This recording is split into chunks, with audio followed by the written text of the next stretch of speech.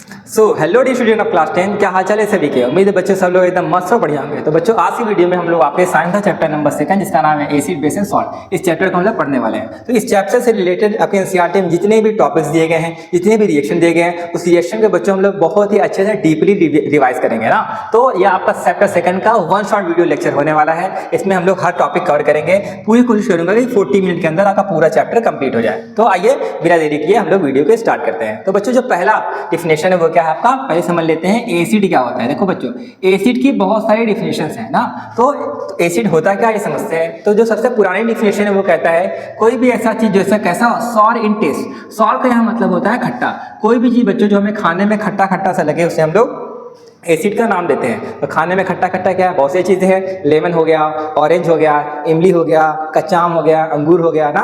तो जो भी चीज़ें हमें खाने में खट्टी से लगे उसे हम लोग क्या बोलते हैं, एसिड का नाम देते हैं। और एसिड क्या करता है, एसिड काम होता है बच्चों ब्लू कलर के लिटमस पेपर को रेड में कन्वर्ट कर देगा। तो कोई ऐसा सब्सटेंस जो ब्लू कलर के लिटमस पेपर को रेड में कन्वर्ट कर देगा उसे हम लोग क्या बोलते हैं, एसिड का नाम देते हैं। और एसिड क्या करता है, एसिड जो होता है वाटर में डिजॉल्व करने पर H+ आयन देगा। तो कोई भी ऐसा सब्सटेंस जो वाटर में डिजॉल्व करने पर H+ आयन देगा उसे हम लोग क्या बोलते हैं, एसिड। अब बच्चों एसिड की जो pH वैल्यू होती है वो क्या होती है, 7 से कम। pH वैल्यू 7 से कम होगा तो वो भी क्या होगा, एसिड की कैटेगरी में आता है। अब एसिड की जितनी भी चीजें हैं बच्चों, इसी का अगर अपोजिट कर देंगे तो वो बेस का डिफिनेशन हो जाएगा। तो बेस क्या होता है, कोई भी ऐसा चीज जो बिटर इन टेस्ट। बिटर का मतलब होता है कड़वा। कोई भी ऐसा चीज बच्चों जो हमें खाने में कड़वा कड़वा से लगता है उसी का हम लोग क्या बोलते हैं, बेस का नाम देते हैं। और बेस क्या करता है, उल्टा बेस क्या करता है, रेड कलर के लिटमस पेपर को ब्लू में कन्वर्ट कर देता है। बेस को जो वाटर में डिजॉल्व करते हैं तो बच्चों क्या देता है, OH- आयन। और इसी OH- आयन को हम लोग क्या बोलते हैं, हाइड्रोक्साइड आयन का नाम देते हैं। और बेस का pH वैल्यू क्या होता है, इसका pH वैल्यू क्या होता है, 7 से ज़्यादा। बेस का pH वैल्यू 7 से ज़्यादा होता है। और ये सोपी टू टच होता है। सोपी मतलब आपने देखा होगा साबुन का जब टच करते हैं तो कैसा होता है, स्लिपरी स्लिपरी सा लगता है ना। ऐसे बेस को जब टच करते हैं तो स्लिपरी इन टच होता है। ठीक है, तो ये कहना चाहता है। अब आइए देखते हैं कि एसिड और बेस के बीच में क्या डिफरेंस होगा। खाने में खट्टा होगा एसिड होगा, कड़वा होगा बेस।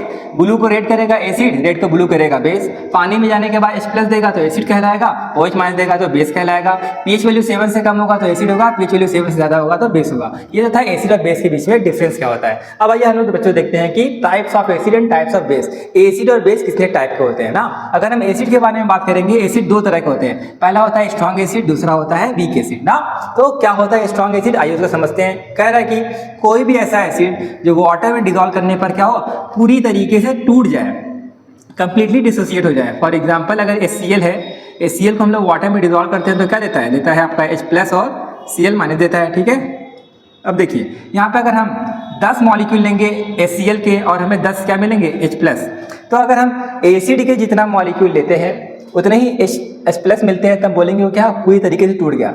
10 मॉलिक्यूल लिया और हमें 10 H+ मिला तो बोलेंगे वो क्या हो गया, कंप्लीटली डिसोसिएट हो गया। तो उसे हम लोग बोलते हैं स्ट्रॉन्ग एसिड। तो आपके एनसीईआरटी में 3 ऐसे एसिड है जो कि स्ट्रॉन्ग एसिड का एग्जाम्पल है। कौन कौन सा है, पहला आपका सल्फ्यूरिक एसिड है, इसका फार्मूला होता है बच्चों H2SO4। दूसरा होता है नाइट्रिक एसिड, इसका फार्मूला होता है HNO3। तीसरा होता है हाइड्रोक्लोरिक एसिड, जिसका फार्मूला होता है HCl ना। तो ये 3 ऐसे एसिड है जो स्ट्रॉन्ग एसिड के एग्जांपल है। डिफिनेशन से ज़्यादा इंपॉर्टेंट इसका एग्जांपल है। तो किस एसिड का क्या नाम होता है, क्या फार्मूला होता है, उसको आप अच्छे से लर्न करे रहिएगा। ऐसे समझ लो वीक एसिड क्या होता है, कोई भी ऐसा एसिड जो वाटर में डिजॉल्व करने के बाद पूरी तरीके से डिसोसिएट ना हो जाए उसे हम लोग बोलते हैं वीक एसिड। एग्जाम्पल में देख लो CH3COOH, ये आपका होता है वीक एसिड। इसको जब वाटर में डिजॉल्व करते हैं बच्चों तो ब्रेक होता है CH3COO- में और H+ में डिसोसिएट होता है। अगर इसका हमने 10 मॉलिक्यूल लिया लेकिन बदले में हमें कितना मिला, मान लो 8 ही मिला। हमने तो लिया 10 मॉलिक्यूल और हमें क्या मिला, H+ ना। यानी कि ये कहीं ना कहीं पूरी तरीके से टूट नहीं पाया। तो ऐसा कोई एसिड जो वाटर में पूरी तरीके से ना टूट पाए उसे क्या बोलते हैं, वीक एसिड। एग्जाम्पल में कौन कौन है, पहला है आपका कार्बोनिक एसिड, फार्मूला होता है इसका H2CO3 को कार्बोनिक एसिड बोला जाता है। अगला है एसिटिक एसिड, उसका दूसरा नाम होता है इथेनोइक एसिड, इसका फार्मूला होता है बच्चों CH3COOH।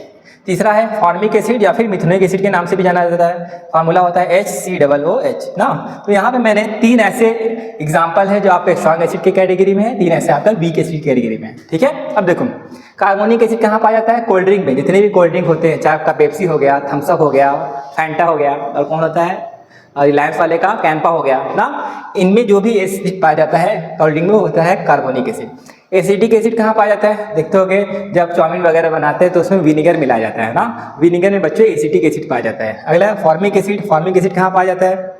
जब भी आपको बचपन में देखा होगा मधुमक्खी गाल पे काटा होगा, हाँ मधुमक्खी जब गाल पे काटता है देखते हो आपका गाल गोलगप्पे की तरह फूल जाता है ना, क्योंकि उसके हनी बी के अंदर क्या होता है? मिथेनोइक एसिड होता है, वो हमारे बॉडी के अंदर जाता है तो हमें स्वेलिंग हो जाती है। ऐसे जो लाल चींटी होती है, रेड आंट ना, लाल चींटी में काटते देखते हाथ पर रैशेस पड़ जाते हैं, लाल चींटी के अंदर भी कौन सा एसिड पाया जाता है? Methanoic acid. ठीक है, तो ये था आपके जनरल इंट्रोडक्शन कि एसिड और बेस क्या होता है और कौन सा स्ट्रॉन्ग एसिड है, कौन सा वीक एसिड होता है। अब आइए हम लोग देखते हैं कि कौन सा स्ट्रॉन्ग बेस होता है, कौन सा वीक बेस होता है ना। तो जो स्ट्रॉन्ग एसिड का डिफिनेशन है बच्चों वही आपका स्ट्रॉन्ग बेस का डिफिनेशन है। हाँ खैर आइए इसका एग्जाम्पल देखते हैं कौन कौन सा स्ट्रॉन्ग बेस होता है। पहला आपका सोडियम हाइड्रोक्साइड जिसका फार्मूला होता है NaOH, ठीक है। तो दूसरा है आपका पोटेशियम हाइड्रोक्साइड का फार्मूला होता है क्या?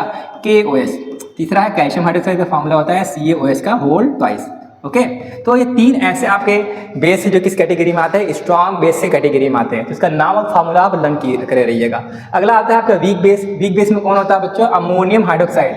अमोनियम को बोलते हैं NH4 और हाइड्रोक्साइड को बोलते हैं OH। जो NH4OH का होता है अमोनियम हाइड्रोक्साइड है। अगला मैग्नीशियम हाइड्रोक्साइड, इसका फार्मूला होता है बच्चों MgOH का होल ट्वाइस ना। ये दो ऐसे बेस हैं जो आपके वीक बेस की कैटेगरी में आते हैं और ये दो ऐसे बेस हैं जो आपके स्ट्रॉन्ग बेस की कैटेगरी में आते हैं। ओके, तो हम लोगों ने क्या देखा?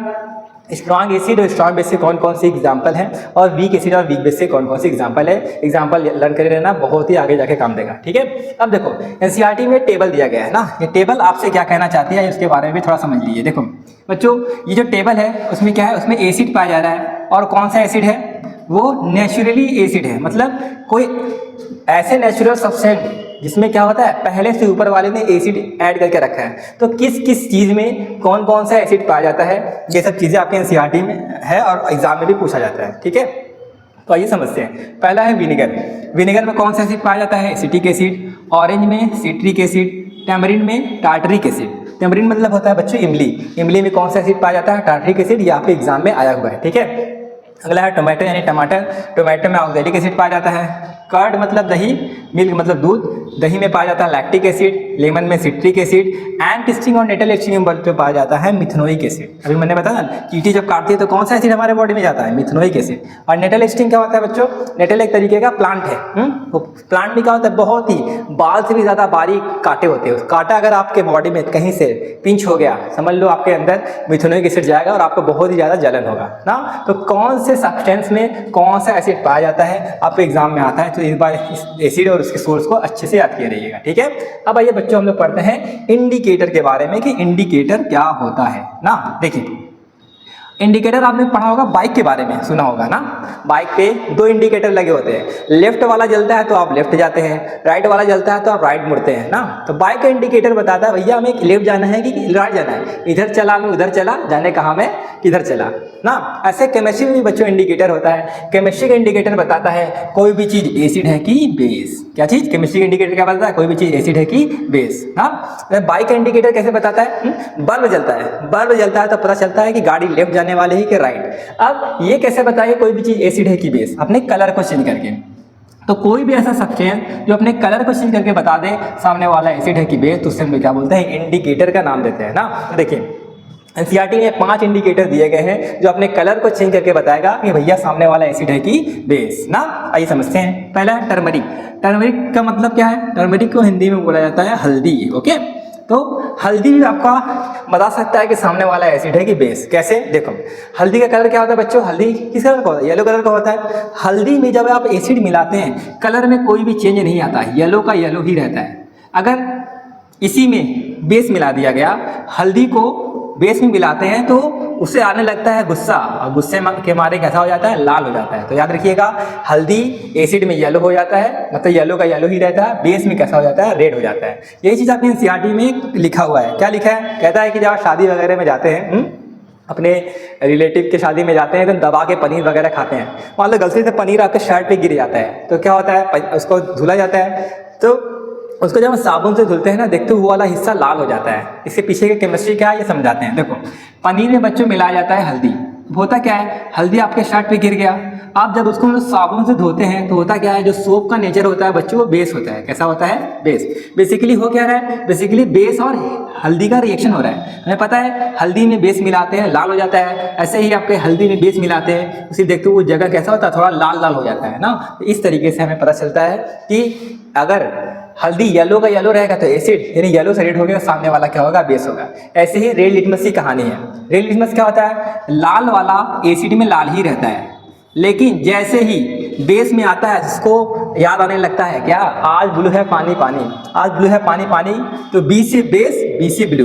ओके, तो रेड वाला बेस में क्या हो जाता है, ब्लू हो जाता है। ऐसे ब्लू वाला जब एसिड में आता है, ब्लू लिटमस को एसिड में ऐड करते हैं तो इसको भी गुस्सा हो जाता है, गुस्से के मारे कैसा हो जाता है, लाल हो जाता है। लेकिन जैसे ही बेस को, ब्लू लिटमस को बेस में मिलाया जाता है, फिर कहता है भैया आज ब्लू है पानी पानी, हाँ, तो फिर से ब्लू का ब्लू ही रहता है। ओके बच्चों, मिथाइल ऑरेंज का जो नेचुरल कलर होता है ये ऑरेंज कलर का होता है, ठीक है। तो मिथाइल ऑरेंज को एसिड में मिलाते हैं तो ये भी गुस्सा हो जाता है, गुस्से के मारे लाल हो जाता है। लेकिन जैसे ही मिथाइल ऑरेंज को हम लोग बेस में मिलाते हैं, आज ब्लू है पानी पानी, इसको याद आती है बरसात की। और जब बरसात होता है तो आप देखते हैं मेंढक निकल आते हैं, और मेंढक किस कलर के होते हैं, येलो कलर के होते हैं। तो मिथाइल ऑरेंज को जब बेस में मिलाया जाता है तो कैसा हो जाता है बच्चों, येलो कलर का हो जाता है, ठीक है। अगला है आपका फिनॉक्सिलिन। देखो फिनॉक्सिलिन बच्चों ये कैसा होता है, इस कलरलेस होता है, बिल्कुल पानी की तरह होता है, ट्रांसपेरेंट होता है। तो फिनॉक्सिलिन को जब एसिड में मिलाया जाता है तो इसको घंटा फर्क नहीं पड़ता, ये कलरलेस का कैसा रहता है, कलरलेस का कलरलेस ही रहता है। लेकिन फिनॉक्सिलिन की जिंदगी में जैसे ही कोई बेस आती है, आप बेस को देख के ये शर्माता है, हाँ शर्माते हैं तो गाल कैसा हो जाता है, शर्माते हैं तो गाल कैसा हो जाता है बच्चों, पिंक कलर का हो जाता है। तो फिनॉक्सिलिन को बच्चों बेस में मिलाते हैं तो कैसा हो जाता है, पिंक कलर में कन्वर्ट हो जाता है ना। आइए जो फटाफट रिवाइज कर लेते हैं। हाँ, हल्दी जो होता है एसिड में येलो ही रहता है, बेस में रेड हो जाता है। रेड लिटमस एसिड में रेड रहता है, बेस में ब्लू हो जाता है। ब्लू वाला एसिड में रेड रहता है लेकिन ब्लू वाला बेस में ब्लू ही रहता है। मिथाइल ऑरेंज एसिड में रेड हो जाता है, बेस में येलो हो जाता है। फिनॉक्सिलिन एसिड में कलरलेस रहता है, बेस में क्या हो जाता है, पिंक कलर में कन्वर्ट हो जाता है ना। और कुछ बातें इसमें हैं, कभी कभी एग्जाम में पूछ लिया जाता है, उसके बारे में बता देता हूँ। देखो शुरू के बच्चे जो 3 इंडिकेटर हैं, एक ऐसे इंडिकेटर होते हैं नेचुरल होते हैं, यानी इसे हमें बनाना नहीं पड़ता, या पहले से हमारे नेचर में मौजूद रहता है। लेकिन ये जो 2 इंडिकेटर होते हैं बच्चों कैसे होते हैं, साइंथेटिक। साइंथेटिक का मतलब साइंथेटिक का मतलब होता है बच्चों मैन मेड। क्या होता है, मैन मेड, जो हम लोगों ने बनाया है, जो लैब में तैयार हुआ हो। तो आपके एग्जाम में पूछा जाता है कौन सा ऐसा एग्जाम्पल है जो नेचुरल इंडिकेटर का एग्जाम्पल है, इनमें से कौन सा ऐसा इंडिकेटर है जो कि साइंथेटिक इंडिकेटर है। तो इनका नेचुरल और साइंथेटिक इंडिकेटर का नाम पूछ लेता है। तो आपको लर्न होना चाहिए कि टर्मरिक, रेड और ब्लू लिटमस नेचुरल होता है, और आपका मिथाइल और फिनॉक्सिलिन साइंथेटिक होता है, यानी कि मैन मेड होता है, ठीक है। आई होप सो इसके कलर को आप लर्न कर लेंगे कि एसिड और बेस में क्या कलर होता है, ठीक है। आइए और आगे बढ़ते हैं। अब अगला हमें टॉपिक पढ़ना है कि ऑल्फैक्टरी इंडिकेटर। हाँ, इससे पहले हम लोगों ने देखा था ये कुछ ऐसे इंडिकेटर थे जो अपने कलर को चेंज करके बताते थे कि सामने वाला एसिड है कि बेस ना। ऑल्फैक्टरी इंडिकेटर क्या होता है, ये ऐसे सब्सटेंस होते हैं बच्चों जो अपना स्मेल को चेंज करके बताते हैं कि सामने वाला एसिड है कि बेस, यानी स्मेल चेंज करके। तो कोई भी ऐसा सब्सटेंस जो अपने स्मेल चेंज करके बताए कि सामने वाला एसिड है कि बेस है, उसके हम लोग क्या बोलते हैं, ऑल्फैक्टरी इंडिकेटर का नाम देते हैं। तो 3 ऐसे आपके इंडिकेटर हैं जो ऑल्फैक्टरी इंडिकेटर के एग्जाम्पल है। कौन कौन से, पहला आपका ओनियन, दूसरा क्लोव ऑयल, तीसरा वनीला एसेंस ना। क्लोव ऑयल के बच्चों हम लोग लौंग का तेल बोलते हैं, क्लोव मतलब होता है लौंग, ठीक है। लौंग का तेल होता है वनीला एसेंस, जो आपने सुना होगा वनीला फ्लेवर, हाँ वनीला का आइसक्रीम भी आता है, वनीला का केक होता है, तो वही वनीला फ्लेवर के बारे में बात कर रहा है, ठीक है। तो ये 3 ऐसे इंडिकेटर हैं जो अपने स्मेल को चेंज करके बताएंगे सामने वाला एसिड है कि बेस। होता क्या है, इन तीनों का एसिड में स्मेल चेंज नहीं होता, स्मेल जो पहले था वैसे स्मेल बाद में होता है। यानी अब लेकिन जब ऑल्फैक्टरी इंडिकेटर में बेस मिलाया जाता है तो इनका स्मेल आना बंद हो जाता है। स्मेल आना बंद हो जाएगा, समझ लेना कि सामने वाला क्या है, बेस है। जैसे वनीला क्या होता है, वनीला जब स्मेल करेंगे मीठी मीठी सी स्मेल आती है। वनीला में जब आप एसिड मिलाएंगे तो उसमें स्मेल में कोई चेंज नहीं आएगा, स्मेल पहले की तरह ही रहेगा। लेकिन इसमें जैसे आप बेस मिलाएंगे तब स्मेल करेंगे तो स्मेल आना बंद हो जाएगा। स्मेल आना बंद हो जाएगा, समझो सामने वाला बेस है, स्मेल वैसा ही रहेगा, समझो सामने वाला क्या है, एसिड है। तो अपने स्मेल को चेंज करके ये बताते हैं कि भैया तुम एसिड होगी बेस ना। एग्जाम्पल के तौर पे मान लो HCl आपका एसिड है, NaOH क्या है आपका बेस है ना। तो एसिड में मिलाएंगे तो इसका स्मेल रहेगा, यानी NaOH में मिलाएंगे स्मेल क्या हो जाएगा, गायब हो जाएगा। तो स्मेल को चेंज करके बताएंगे सामने वाला एसिड है कि बेस। आई होप सो इससे बारे में आपको क्लियर हो गया होगा। ठीक है, अब और आगे बढ़ते हैं। अगला बच्चा में पढ़ना है reaction of metal with acid. कह रहा है कि जब कोई मेटल किसी एसिड से रिएक्शन करता है तो क्या फॉर्म होता है। देखिए देखो, जब भी कोई मेटल किसी एसिड से रिएक्शन करता है तो बच्चों हाइड्रोजन गैस और सॉल्ट का फॉर्मेशन होता है। ठीक है, अब इसकी एग्जांपल्स क्या है, देखो यहाँ पे जिंक क्या है आपका मेटल है और H2SO4 यहाँ पे क्या है एसिड है।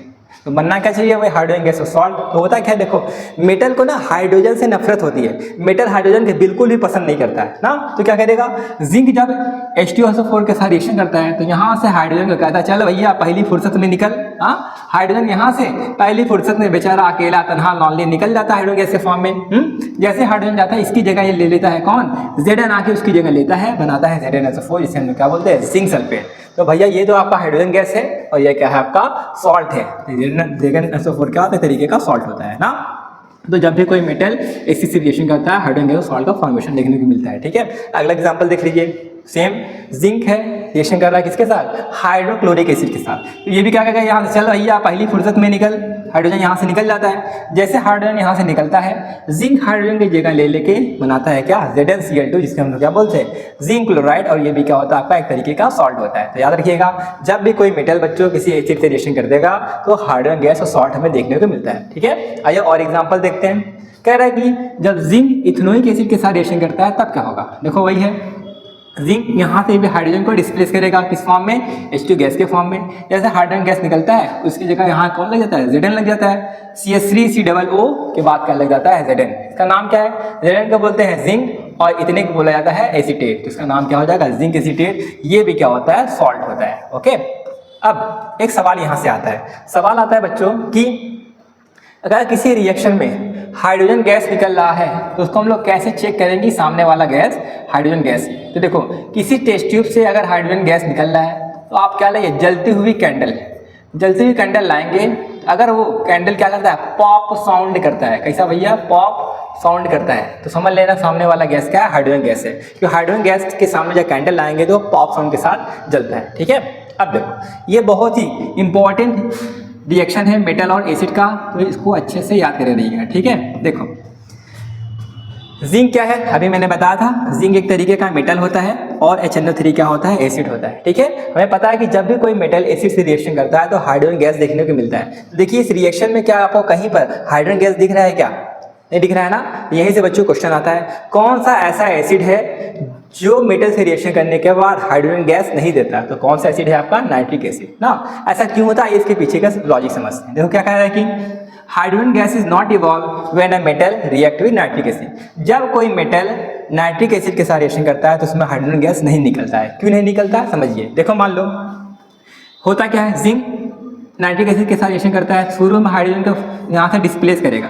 यहाँ से हाइड्रोजन को निकालेगा किस फॉर्म में, H2 गैस के फॉर्म में। लेकिन होता क्या है, बनता तो हाइड्रोजन गैस ही है, लेकिन जो HNO3 होता है ना इसकी तरह काम करता है। ये काम करता है ऑक्सीडाइजिंग एजेंट की तरह। ये क्या करता है, हाइड्रोजन को ऑक्सीडाइज कर देता है। किसमें, हाइड्रोजन को ऑक्सीडाइज कर देता है किसमें, वाटर में। ऑक्सीडाइजिंग एजेंट का मतलब ये सामने वाले को अपना एक ऑक्सीजन दे देगा, हाइड्रोजन ऑक्सीजन लेके क्या बना है, वाटर का फॉर्मेशन करता है। तो इसमें हाइड्रोजन नहीं बनता बल्कि क्या बनता है, वाटर। यानी जो वाटर यहाँ पे बना हुआ है ये हाइड्रोजन से ही मिलके बना है। ठीक है, तो इसमें हाइड्रोजन गैस क्यों नहीं देखने को मिलता, क्योंकि नाइट्रिक एसिड हाइड्रोजन गैस को ऑक्सीडाइज कर देता है वाटर में, क्योंकि ये ऑक्सीडाइजिंग एजेंट की तरह काम करता है। ठीक है, फिर भी इसके बावजूद भी सवाल पूछता है कोई तो ऐसा मेटल होगा जिससे ये रिएक्शन करके हाइड्रोजन गैस देता होगा। तो जी हाँ, दो ऐसे मेटल हैं जिसके साथ ये हाइड्रोजन गैस देता है। वो कौन से एग्जाम्पल है, पहला है मैग्नीशियम, दूसरा है मैंगनीज ना। मैग्नीशियम का सिंबल होता है बच्चों Mg और मैंगनीज का सिंबल होता है Mn। मैंगनीज और मैग्नीशियम दो ऐसे आपके मेटल होते हैं जो बहुत ही डाइल्यूट नाइट्रिक एसिड के साथ रिएक्शन करके हाइड्रोजन गैस देते हैं। तो आप ये सैंपल पेपर में पूछा गया है कौन से ऐसे मेटल है जो इसके साथ हाइड्रोजन गैस देना पसंद करते हैं, मैंगनीज और मैग्नीशियम। यह अच्छे से लर्न किए रहिएगा। ठीक है, हल देख लेते हैं रिएक्शन होगा कैसे। देखो जिंक यहाँ से हाइड्रोजन को निकालता है H2 गैस के फॉर्म में, लेकिन ये अपना ऑक्सीजन देके इसे वाटर में बदल देता है। जैसे यहाँ से Zn हटा, हाइड्रोजन हटा, हाइड्रोजन की जगह Zn लेके बनाएगा क्या, ZnO3 का ट्वाइस। इसके अलावा नाइट्रोजन डाइऑक्साइड गैस भी देखने को मिलता है। तो इस तरीके से इसका रिएक्शन होता है। रिएक्शन को आप अच्छे से लर्न कर रहिएगा। ओके। अब आइए बच्चों हम लोग पढ़ते हैं reaction of metal with base ना। मेटल बेस से रिएक्शन करेगा तो क्या होगा। हाँ देखो, चाहे बेस हो चाहे एसिड हो, मेटल दोनों के साथ रिएक्शन करके सेम ही चीज बनाता है। क्या बनाता है? हाइड्रोजन गैस और सॉल्ट बनाता है। ठीक है, तो जिंक क्या है आपका, यहाँ पे मेटल है, ओके, और NaOH क्या है आपका, बेस है। ठीक है, मेटल और बेस रिएक्शन करके क्या बनाएगा, हाइड्रोजन गैस और सॉल्ट। होता क्या है, जिंक जब सोडियम हाइड्रोक्साइड के साथ रिएक्शन करता है तो यहाँ से हाइड्रोजन को डिस्प्लेस करता है किस फॉर्म में, हाइड्रोजन गैस के फॉर्म में, और Zn और Na को रिएक्शन करके क्या बनाता है, Na2Zn होता है, इसका नाम है जिंक, सोडियम जिंक के एक तरीके का क्या होता है, सॉल्ट होता है। तो बच्चों ये रिएक्शन आपके बोर्ड एग्जाम में कई बार आया हुआ है, इस रिएक्शन को याद कीजिएगा। हाँ, जिंक जब सोडियम हाइड्रोक्साइड के साथ रिएक्शन करता है तो हाइड्रोजन गैस और सोडियम जिंकेट का फॉर्मेशन करता है। ठीक है, इसको अच्छे से लर्न किया जाइए। और आगे बढ़ते हैं, अगला क्या दिया है, कह रहा है कि reaction of metal carbonate and metal hydrogen carbonate with acid. कह रहा है मेटल कार्बोनेट और मेटल हाइड्रोजन कार्बोनेट के जो है वो एसिड के साथ रिएक्शन करेगा तो क्या बनेगा। पहले समझो बच्चों कि मेटल कार्बोनेट क्या होता है। कार्बोनेट के बच्चों हम लोग बोलते हैं CO3 पे 2 - चार्ज। क्या बोलते हैं, CO3 पे 2 - कार्बोनेट के साथ अगर कोई मेटल लग जाएगा तो उसे बोलेंगे मेटल कार्बोनेट ना। तो कार्बोनेट के साथ जब कोई मेटल लग जाएगा तो उसे क्या बोलोगे, मेटल कार्बोनेट। ऐसे हाइड्रोजन कार्बोनेट क्या होता है, H क्या बोलेंगे, H CO3 पे माइनस चार्ज होगा तो उसे बोलोगे हाइड्रोजन कार्बोनेट। उसके साथ अगर कोई मेटल लग जाएगा तो उसे क्या बोलोगे, मेटल हाइड्रोजन कार्बोनेट ना। तो हाइड्रोजन कार्बोनेट के साथ जब कोई मेटल लग जाता है तो उसे क्या बोलोगे, मेटल हाइड्रोजन कार्बोनेट। ओके, अब ये अगर एसिड के साथ रिएक्शन करते हैं तो बच्चों 3 चीजें बनाते हैं। क्या क्या चीज बनाते हैं, पहला बनाते हैं कार्बन डाइऑक्साइड, दूसरा बनाते हैं वाटर, तीसरा बनाते हैं सॉल्ट ना। तो चाहे आपके पास मेटल कार्बोनेट हो चाहे मेटल हाइड्रोजन कार्बोनेट हो, अगर वो एसिड से रिएक्शन करते हैं ये 3 नमूने आपको देखने को मिलते हैं हर हाल में ना। एग्जाम्पल में आए के तौर पर देखते हैं, सोडियम कार्बोनेट क्या होता है, एक तरीके का मेटल कार्बोनेट होता है। ठीक है, तो जब सोडियम कार्बोनेट हाइड्रोक्लोरिक एसिड के साथ रिएक्शन करता है तो वही 3 चीज बनेगा, कार्बन डाइऑक्साइड बनाता है, वाटर बनाता है, और NaCl क्या होता है आपका, सॉल्ट का फॉर्मेशन करता है। ये NaCl बना कैसे है, देखो इसका Na प्लस और इसका Cl माइनस जुड़ के NaCl का फॉर्मेशन करता है। सेम यही वाला हाल है, सोडियम हाइड्रोजन कार्बोनेट HCl से रिएक्शन करेगा, वो भी वही बनाएगा, कार्बन डाइऑक्साइड, वाटर और सॉल्ट का फॉर्मेशन करता है ना। यहाँ भी कैसे बना, Na का प्लस Cl का माइनस जुड़ के यहाँ पे NaCl का फॉर्मेशन करता है ना। बहुत ही सिंपल रिएक्शन है, एक बार अगर आप प्रैक्टिस करेंगे रिएक्शन आ जाएगा, बहुत बड़ी बात नहीं है। ठीक है, अब बच्चों आइए हम लोग पढ़ते हैं टेस्ट फॉर CO2 गैस, जिसको हम लोग लाइम वाटर टेस्ट भी बोलते हैं ना। अभी हमने देखा था कुछ देर पहले, किसी टेस्ट ट्यूब से हाइड्रोजन गैस निकलेगा तो कैसे चेक करेंगे, जल्दी मोमबत्ती लाएंगे, पॉप साउंड करेगा। लेकिन अगर किसी टेस्ट ट्यूब से बच्चों CO2 गैस निकल रहा है ना तो उसको कैसे चेक करेंगे, उसको चेक किया जाता है लाइम वाटर से। हाँ, पहले समस्या है लाइम वाटर क्या होता है। देखो कैल्शियम हाइड्रोक्साइड का जो बहुत ही डाइल्यूट सॉल्यूशन होता है उसे हम लोग क्या बोलते हैं, लाइम वाटर। ठीक है, तो होता क्या है, जब कार्बन डाइऑक्साइड गैस को लाइम वाटर में पास करते हैं, जैसे मान लो कोई टेस्ट ट्यूब है, ठीक है, इस टेस्ट ट्यूब में आपने ले लिया है लाइम वाटर, और इसी लाइम वाटर में आप कौन सा गैस पास कर रहे हैं, CO2 गैस। तो होता क्या है समझो, जब कार्बन डाइऑक्साइड गैस को लाइम वाटर में पास करते हैं तो इन दोनों का रिएक्शन होता है। रिएक्शन होने के बाद बच्चों बनाता है क्या, कैल्शियम कार्बोनेट, जो कैसा होता है, मिल्की बोले तो कैसा होता है, व्हाइट कलर का सॉल्यूशन बन जाता है और साथ ही साथ वाटर बनता है। यानी बेसिकली कहने का मतलब ये है, लाइम वाटर में CO2 पास करते हैं, कलर अगर गलती से व्हाइट हो गया, समझ लेना कि सामने वाला गैस कौन सा है, CO2 गैस है, तो ये कंफर्म करता है भैया ये CO2 गैस ही जा रहा है। तो कैसे टेस्ट करेंगे, लाइम वाटर में CO2 गैस पास करेंगे, अगर सॉल्यूशन मिल्की हो गया तो मतलब सामने वाला गैस क्या होगा, CO2 गैस होगा। अब एक सवाल और पूछा जाता है, अगर CO2 को हम क्या ले लें, एक्सेस में ले लें, हाँ, अगर कार्बन डाइऑक्साइड को हम लोग ज्यादा मात्रा में ले लेंगे तब क्या प्रोडक्ट बनेगा, उसके बारे में आप बताइए। तो होता क्या है बच्चों, जब CO2 को हम लोग ज़्यादा मात्रा में ले लेंगे तो शुरू में तो वही होगा, कार्बन डाइऑक्साइड लाइम वाटर से रिएक्शन करके कैल्शियम कार्बोनेट और वाटर बनाएगा। लेकिन ये क्या करते हैं, ये फिर से रिएक्शन करते हैं। तो ये जो बने हैं इसको मैंने यहाँ पे लिख दिया है, देखो इन दोनों को मैंने उठा के यहाँ पे लिख दिया है। अब देखो ये दोनों बना है कार्बन डाइऑक्साइड के साथ फिर से रिएक्शन करते हैं, तो इन तीनों का जब रिएक्शन होता है तो रिएक्शन करके बनाते हैं क्या, कैल्शियम हाइड्रोजन कार्बोनेट। क्या बोलते हैं इसको, कैल्शियम हाइड्रोजन कार्बोनेट। कैसा होता है, कलरलेस होता है, और क्या होता है, वाटर सॉल्यूबल, पानी में सॉल्यूबल होता है। ओके, अब तो शुरू से लेकर आखिरी तक क्या चेंज आया, देखिए कार्बन डाइऑक्साइड को लाइम वाटर में पास करते हैं तो कैसा होता है, मिल्की यानी कि वाइट हो जाता है।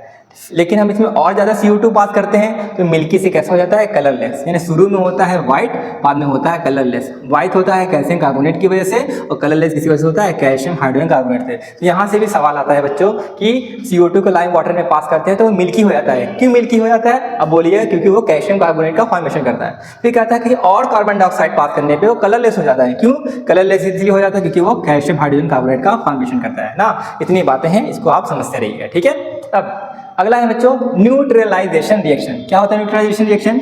एसिड और बेस के बीच में जो रिएक्शन होता है उसे हम लोग क्या बोलते हैं? Neutralization reaction. अब बनता क्या है समझो, जब भी कोई एसिड किसी बेस के साथ रिएक्शन करता है तो बच्चों सॉल्ट और वाटर बनता है और इसी को हम लोग बोलते हैं न्यूट्रलाइजेशन रिएक्शन। एग्जांपल में तौर में हाइड्रोक्लोरिक एसिड एसिड है और सोडियम हाइड्रोक्साइड क्या होता है? बेस होता है ना। H पे होता है प्लस, Cl पे होता है minus, Na plus OH minus ना। तो Na plus Cl minus NaCl बनाता है, H प्लस OH माइनस मिलकर वाटर बनाता है। ध्यान रखिएगा, जब भी आपका कोई एसिड बेस के साथ रिएक्शन करता है तो हमेशा हमेशा सॉल्ट और वाटर का फॉर्मेशन होता है। तो एक की पॉइंट लिखा है मैंने, बहुत इंपॉर्टेंट की पॉइंट है, इसको समझते हैं। देखो अभी हम लोग कुछ दिन पहले शुरू में पढ़े थे फिनॉक्सिलिन क्या होता है बच्चों? एक तरीके का इंडिकेटर होता है ना। और फिनॉक्सिलिन कैसा होता है? कलरलेस होता है, बताया थे पानी की तरह होता है, ट्रांसपेरेंट। कह रहा है फिनॉक्सिलिन में बेस मिलाते तो क्या याद है? फिनॉक्सिलिन में बेस मिलाते तो शर्माता था। फिनॉक्सिलिन में जब बेस मिलाओगे बच्चों तो कैसा हो जाएगा? पिंक कलर हो जाएगा। लेकिन जैसे ही हमने इसमें एसिड मिलाना स्टार्ट किया तो धीरे धीरे हम देखेंगे पिंक से फिर से कैसा हो गया? कलरलेस हो गया। तो इसके पीछे का लॉजिक क्या है? पिंक से कलरलेस क्यों हो गया? देखो बेस की वजह से पिंक था, एसिड मिलाते हैं क्या करता है? एसिड बच्चों जो है वो बेस को मार देता है, एसिड बेस को मार देता है और सॉल्यूशन कैसा हो जाता है? न्यूट्रल हो जाता है, इस वजह से वो कलरलेस हो जाता है। अब फिर से हमें पिंक बनाना है, फिर से क्या मिला दोगे? फिर से बेस मिला दोगे तो पिंक कलर में कन्वर्ट हो जाएगा, एसिड मिलाओगे कलरलेस। ऐसे ही यानी बेसिकली इसमें एसिड और बेस का रिएक्शन हो रहा है, एसिड बेस का रिएक्शन होगा तो सॉल्यूशन न्यूट्रल हो जाता है, न्यूट्रल होने की वजह से एक कलरलेस फिर से हो जाता है। फिर से पिंक लाना होगा तो बेस को ऐड कर देंगे ना। तो ऐसे एसिड और बेस को ऐड करके आप इसका कलरलेस पिंक कलरलेस से कलर को चेंज कर सकते हैं। ठीक है, और आगे बढ़ते हैं। अगला है reaction of metallic oxide with acid. पहले समझो बच्चों कि मेटेलिक ऑक्साइड क्या होता है? जब किसी मेटल के साथ ऑक्सीजन जुड़ जाता है तो उसे हम लोग क्या बोलते हैं? Metal oxide. एग्जांपल के तौर पे कैल्शियम के साथ ऑक्सीजन जुड़ जाएगा, कैल्शियम ऑक्साइड। मैग्नीशियम के साथ ऑक्सीजन जुड़ जाएगा, मैग्नीशियम ऑक्साइड ना। उसके बाद सोडियम के साथ जुड़ जाएगा तो सोडियम ऑक्साइड बन जाएगा ना। तो किसी भी मेटल के साथ ऑक्सीजन जुड़ जाएगा तो उसे क्या बोलेंगे? Metal oxide. पूछा जाता है कि मेटल ऑक्साइड का नेचर कैसा होता है, इसका मिजाज कैसा होता है? तो मेटल ऑक्साइड कैसा होता है? बेसिक इन नेचर, यानी ये बेस की तरह काम करते हैं। और मेटल ऑक्साइड एसिड से रिएक्शन करके क्या बनाता है? सॉल्ट और वाटर। कैसे? देखो बेस अभी हम लोगों ने कुछ दिन पहले ही पढ़ा था, यहाँ पे एसिड और बेस मिलकर क्या बनाएगा? सॉल्ट और वाटर बनाता है। सेम वही तो हाल है। देखो एसिड और बेस मिलकर क्या बनाएगा? सॉल्ट और वाटर का फॉर्मेशन करता है। आइए एक एग्जाम्पल देख लेते हैं। देखो कॉपर एक मेटल होता है, ऑक्सीजन का ऑक्साइड, तो कॉपर ऑक्साइड क्या होता है? एक तरीके का मेटल ऑक्साइड होता है। ठीक है, कॉपर ऑक्साइड कलर कैसा होता है? ये आपका ब्लैक कलर का होता है। तो कहता है कि कॉपर ऑक्साइड को हम रिएक्शन करेंगे किसके साथ? हाइड्रोक्लोरिक एसिड के साथ, तो क्या बनता है ना। देखो होता है कॉपर पे होता है +2 चार्ज, ऑक्सीजन पे होता है -1, H पे होता है +1 चार्ज, Cl पे होता है -1। हमें पता है जिंदगी में प्लस को चाहिए माइनस ना। तो Cu plus Cl minus CuCl2 बनाता है, H प्लस और O पे -2 होता है। ठीक है, तो क्या बना लेगा? वाटर का फॉर्मेशन करता है। तो जब copper second oxide hydrochloric acid के साथ रिएक्शन करता है तो कॉपर सेकंड क्लोराइड होता है, कैसा होता है? ब्लू ग्रीन, यानी ब्लूइश ग्रीन का सॉल्यूशन बन जाता है। तो वही आपको एग्जाम में पूछा जाता है कि कॉपर सेकंड ऑक्साइड को HCl के साथ रिएक्शन करते हैं तो क्या ऑब्जर्वेशन देखने को मिलता है? ऑब्जर्वेशन ये देखने को मिलता है ब्लैक से कैसा हो जाता है? ब्लू ग्रीन हो जाता है, क्योंकि कॉपर सेकंड क्लोराइड का फॉर्मेशन करता है। ठीक है, अब अगला हमें पढ़ना है reaction of non metal oxide with base. हाँ, नॉन मेटल ऑक्साइड क्या होता है? जब किसी नॉन मेटल, जैसे कार्बन क्या होता है? नॉन मेटल होता है। जब कोई नॉन मेटल के साथ ऑक्सीजन जुड़ जाता है तो जो बनता है उसे हम लोग क्या बोलते हैं? Non metallic oxide. Carbon dioxide कैसा होता है? Non metallic. ऐसे सल्फर डाइऑक्साइड होता है SO2, ये भी क्या होता है? आपका नॉन मेटेलिक ऑक्साइड होता है। ठीक है, तो नॉन मेटल के साथ ऑक्सीजन जुड़ता है तो क्या बोलते हैं? नॉन मेटेलिक ऑक्साइड हम लोग बोलते हैं। देखो हम लोगों ने देखा थे मेटल ऑक्साइड का नेचर बेसिक होता है, इसी का ठीक उल्टा है। तो नॉन मेटल ऑक्साइड का नेचर कैसा होगा? एसिडिक होगा।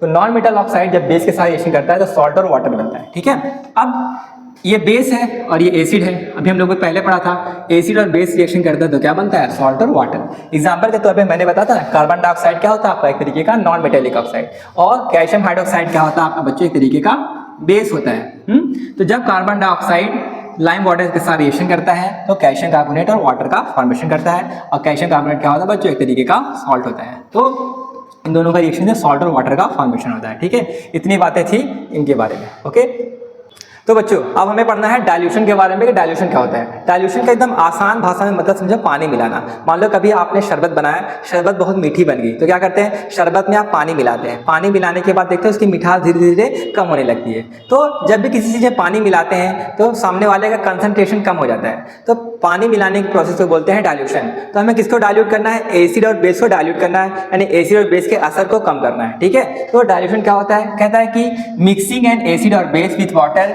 Result in decrease in concentration of H+ और OH- पर यूनिट वॉल्यूम, उसका डाइल्यूशन। कह रहा है कि जब भी किसी एसिड और बेस में जब हम लोग क्या मिलाते हैं, पानी मिलाते हैं, पानी मिलाने की वजह से H+ और OH- क्या होता है, कम हो जाता है, उसी को हम लोग क्या बोलते हैं, डाइल्यूशन। ऐसे समझो, मान लो पहले कंटेनर में बहुत ज़्यादा H+ था, ठीक है, H+ बहुत ज़्यादा था। अब हमने क्या किया, इसे पानी मिला दिया। पानी मिलाने के बाद क्या होता है बच्चों, धीरे धीरे उसके अंदर से जो H+ आयन होता है वो क्या होता है, कम हो जाता है। पहले H+ आयन ज़्यादा था, प्लस H+ आयन क्या होता है, कम हो जाता है। तो कभी भी एसिड और बेस में जब हम लोग डाइल्यूट मिलाते हैं तो उसके में जो H+ और OH- होता है पर यूनिट वॉल्यूम घट जाता है, उसी को बोलते हैं डाइल्यूशन। मिलाने का कहने का मतलब ये है, एसिड और बेस में जब पानी मिलाते हैं तो एसिड और बेस का असर कम होने लगता है, उसी को बोलते हैं डाइल्यूशन। अब पूछता है कि डाइल्यूशन कैसा प्रोसेस है, तो डाइल्यूशन कैसा प्रोसेस है बच्चों, एक्सोथर्मिक प्रोसेस है, यानी इस प्रोसेस में क्या होता है, हीट रिलीज होता है। क्या कह रहा है कि the process of dissolving an acid और base in water is highly exothermic ना। कह रहा है कि जब भी किसी एसिड या किसी बेस में जब हम लोग क्या करते हैं, वाटर को डिसॉल्व करते हैं तो कैसा होता है, वो एक्सोथर्मिक होता है, उसमें बहुत भयंकर हीट निकलता है। तो पूछा जाता है कि एसिड और बेस को डाइल्यूट करने का तरीका क्या है। क्या एसिड में पानी मिलाना सही है कि पानी को एसिड में मिलाना सही है, एसिड में पानी मिलाना सही है कि पानी में एसिड मिलाना सही है। तो याद रखिएगा, ये तरीका बिल्कुल सही है। कभी भी एसिड को डाइल्यूट करना होगा तो एसिड में पानी मिलाना सही है। पानी को एसिड में मिलाना ये बिल्कुल ही गलत तरीका है डाइल्यूशन का। अगर ऐसा करोगे तो आप पे जलने का खतरा होता है। हाँ, जब भी आप एसिड में पानी मिलाएंगे तो हो सकता हो क्या करे, एसिड आपके चेहरे पे छलक जाए। जैसे यहाँ पे लिखा है कि if water is added to concentrated acid, कह रहा है कि अगर किसी एसिड में वाटर को मिलाते हैं तब क्या होता है, द हीट जनरेटेड, बहुत ज्यादा हीट निकलता है, जिसकी वजह से क्या होता है, may cause mixture to splash out and cause burn. हाँ, इतना हीट निकलता है कि वो गलती से हमारे चेहरे पे आ सकता है, कपड़े पे आ सकता है, हमें जल सकते हैं। तो याद रखिएगा, कभी भी एसिड और बेस को हमें डाइल्यूट करना होगा तो कैसे करोगे, एसिड में पानी मिलाओगे, ना कि पानी को एसिड मिलाओगे। ठीक है, एसिड को पानी मिलाने तरीका सही है, पानी को एसिड मिलाने तरीका सही नहीं। क्यों तरीका इसे नहीं सही है बच्चों की, इसमें बहुत ज़्यादा हीट रिलीज होता है। हीट रिलीज होने की वजह से क्या होता है, ये मिक्सचर बाहर आ जाएगा और हमें जलने का खतरा हो सकता है। ठीक है, तो इस तरीके से इसको डाइल्यूट किया जाता है। तो ये था डाइल्यूशन के बारे में। इससे थोड़ी बहुत ज़्यादातर यही आता है कि क्या बोलते हैं, पानी को एसिड में क्यों नहीं मिला सकते हैं। तो ये जो लाइन है यही इसका आंसर है, तो आप यही आप एग्जाम में लिख कर आइएगा। ठीक है, तो बच्चों अब हमें अगला टॉपिक पढ़ना है कि common thing between acid and base. Acid और बेस में क्या चीज़ कॉमन है, यहाँ पे पता है, जो एसिड क्या, जितने भी एसिड होते हैं खाने में खट्टा होता है, एसिड पानी में जाने के बाद H+ देता है, हमें सबको पता है। बेस के बारे में हम लोगों ने पढ़ा है कि बेस क्या होता है, खाने में कड़वा होता है, पानी में जाने के बाद OH- देता है, पीच वैल्यू 7 से ज़्यादा होगा। इसके बारे में हम लोग पहले ही पढ़ चुके हैं। जो चीज़ रह गई इसके बारे में, उसके बारे में समझ लीजिए कि इससे क्या क्वेश्चन बनता है ना। कह रहा है कि एसिड और बेस, जितने भी एसिड होते हैं या फिर जितने भी बेस होते हैं बच्चों ना, वो क्या करते हैं, उनमें इलेक्ट्रिसिटी आराम से कंडक्ट करता है। वही यहाँ पे कह रहा है कि both acid and base conduct electricity due to presence of ion. देखो एसिड में क्या होता है बच्चों, एसिड में होता है H+ आयन और बेस में क्या होता है OH- आयन। तो किसी भी ऐसा सॉल्यूशन जिसमें चार्ज होगा वो क्या होगा, करंट को सप्लाई करता है। तो वही कह रहा है कि एसिड और बेस में कॉमन चीजें ये होती है कि उसमें क्या होता है, करंट फ्लो होता है। NCERT में एक बनाया, उस चार्ट को भी मैं बता दे रहा हूँ। मान लो बच्चों आपके पास कोई कंटेनर है, ओके, इस कंटेनर में आपने क्या रख दिया, इन कंटेनर मान लो कोई एसिड रख दिए या फिर आपने इसमें क्या कर दिया, बेस। आपको पता है आप एसिड और बेस रखेंगे तो इसके अंदर क्या होगा, चार्ज होगा ना। अब क्या करते हैं आप लेते हैं बल्ब लेते हैं। हाँ, अब बोलेंगे सर ये तो दिल हो गया है भाई, ये बल्ब का सिंबल है। ठीक है, बल्ब को आप जोड़ दिए बैटरी के माइनस से और बैटरी के प्लस से, और एक तार को रखिए सोल्यूशन में और दूसरे तार को रखिए सोल्यूशन में। जैसे आप देखेंगे आप बल्ब को इस सॉल्यूशन में ऐड करते हैं ना, तो देखोगे बल्ब क्या होगा, ग्लो करने लगेगा। क्यों, क्योंकि देखो बल्ब को ग्लो करने के लिए भैया हमें क्या चाहिए, करंट चाहिए। और करंट कब फ्लो होता है, जब उसके पास क्या होगा, चार्ज होगा ना। एसिड और बेस के पास क्या होते हैं, चार्ज होते हैं। तो वही लिखा है कि एसिड और बेस जो होते हैं उसमें करंट, बिजली फ्लो करता है। क्यों फ्लो करता है, क्योंकि उनके पास क्या होते हैं, फ्री आयंस होते हैं। ठीक है, तो ये था एसिड और बेस में कॉमन क्यों इलेक्ट्रिसिटी को कंडक्ट कर सकते हैं। तो एग्जाम में पूछा जाता है यहाँ पे इस तरीके से, HCl HNO3 दे देगा और क्या दे देगा आपका C2H5OH दे देगा और C6H12 O6 दे देगा। ठीक है, बोलेगा कि बताओ इसमें किस में करंट फ्लो होगा, किस में करंट फ्लो नहीं होगा। देखो बच्चों, ये आपका एसिड है तो करंट फ्लो करेगा, ये भी आपका एसिड है तो करंट फ्लो करेगा। देखो आपका जो इथेनॉल और ये है, ये ना आपका एसिड है और ना ही आपका बेस है, इस वजह से इसमें कोई करंट फ्लो नहीं होता है। दूसरी बात, इसमें कोई चार्ज भी नहीं होता, क्योंकि इसमें चार्ज नहीं होता इसलिए करंट फ्लो नहीं होता। तो ये आपके क्वेश्चन एग्जाम में आता है, तो इनमें टिक लगाइएगा, इसमें बल्ब ग्लो करेगा क्योंकि चार्ज होता है, इनमें कोई भी चार्ज नहीं होता है, बल्ब ग्लो नहीं करेगा। एक सवाल और होता है कि इनकी जिंदगी में हाइड्रोजन तो होता है लेकिन इसके बावजूद भी एसिड नहीं होते। क्यों एसिड नहीं होते? एसिड की परिभाषा कहता है पानी में जाने के बाद H+ देगा तो एसिड होगा। इनको जब पानी में डिजोल्व किया गया तो कोई भी H+ देखने को नहीं मिला, क्योंकि H+ देखने को नहीं मिला तो एसिड की तरह काम नहीं करते हैं। ठीक है, तो ये था इनके बारे में, क्या चीज इनके में कॉमन था। ठीक है, अब बच्चों और आगे बढ़ते हैं। अब देखो अगला हमें टॉपिक है पीएच स्केल। पीएच स्केल क्या होता है? पीएच स्केल पढ़ने से पहले बच्चों ये समझो कि पीएच क्या होता है। पीएच का मतलब क्या है? देखो पीएच दो टर्म से मिलकर बना है, पी और एच ना। पी का मतलब होता है बच्चों पोटेंस, क्या होता है? पोटेंस। और पोटेंस का मतलब होता है पावर। ओके, और यहाँ पे एच का मतलब है बच्चों हाइड्रोजन। क्या? हाइड्रोजन। तो पीएच का अगर हम लोग फुल फॉर्म देखेंगे, पीएच की फुल फॉर्म क्या हो जाएगा? Power of hydrogen. हाइड्रोजन के पावर को क्या बोलते हैं? पीएच का नाम दिया जाता है। आप समझो पीएच स्केल क्या होता है। हाँ, जैसे हम लोग के पास स्केल होता है, वो स्केल क्या होता है? लंबाई को नापता है कि हमारी जो ये पेन है, पेन को हमें मेजर करना होता है, स्केल से मेजर करते हैं कि इसकी कितनी लेंथ है। इसलिए स्केल जो होता है वो लेंथ को मेजर करता है बच्चों। अच्छा, पीएच क्या होता है? पीएच मेजर करता है किसी भी सॉल्यूशन में कितना H+ आयन है। हाँ, किसी भी सॉल्यूशन में कितना H+ आयन है या फिर कितना OH- आयन है। तो व्हाट इज पीएच स्केल? कहता है कि a scale which measure the hydrogen ion concentration in the solution. किसी भी सॉल्यूशन में कितना हाइड्रोजन आयन, कितना H+ आयन पाया जाता है, उसी को मेजर करता है कौन? PH scale. हाँ, पीएच स्केल एक ऐसा स्केल है बच्चों जो बताता है किसी सॉल्यूशन में कितना ज़्यादा H+ है, कितना कम H+ है ना। अब जो पीएच स्केल में बच्चों जो उसकी वैल्यू होती है, कहाँ से कहाँ तक होती है? 0 से लेके 14 तक उसकी पीएच वैल्यू होती है। ठीक है, अगर पीएच वैल्यू बच्चों 7 से कम आता है तो बोलोगे सामने वाला क्या है? एसिड है। पीएच वैल्यू अगर 7 के बराबर होता है तो मतलब न्यूट्रल है। पीएच वैल्यू अगर 7 से ज़्यादा होता है तो क्या होगा? बेसिक है। 7 से कम होगा तो नेचर एसिडिक होगा, 7 के बराबर होगा तो न्यूट्रल होगा, 7 से ज़्यादा होगा तो बेसिक होगा। फॉर एग्जाम्पल मान लो आपके पास तो कोई सॉल्यूशन है, ठीक है, एक सॉल्यूशन है जिसका पीएच वैल्यू 8 है। ठीक है, अब बच्चों दूसरा सॉल्यूशन है, मान लो इसका पीएच वैल्यू क्या है? 6 है। तो बताओ कौन एसिड है इसमें से, कौन सा बेस है? तो देखो ये क्या है? 7 से ज़्यादा है ना, हमने देखा अभी 7 से ज़्यादा होगा तो बेस, ये 7 से ज़्यादा है तो यानी ये सॉल्यूशन कैसा होगा? बेस होगा। और देखो 7 से कम है, 7 से कम होगा तो कैसा होगा? एसिड होगा ना। अब याद एक चीज़ ये बता दें, जो बच्चों वाटर होता है, वाटर का पीएच वैल्यू कितना होता है? 7 होता है।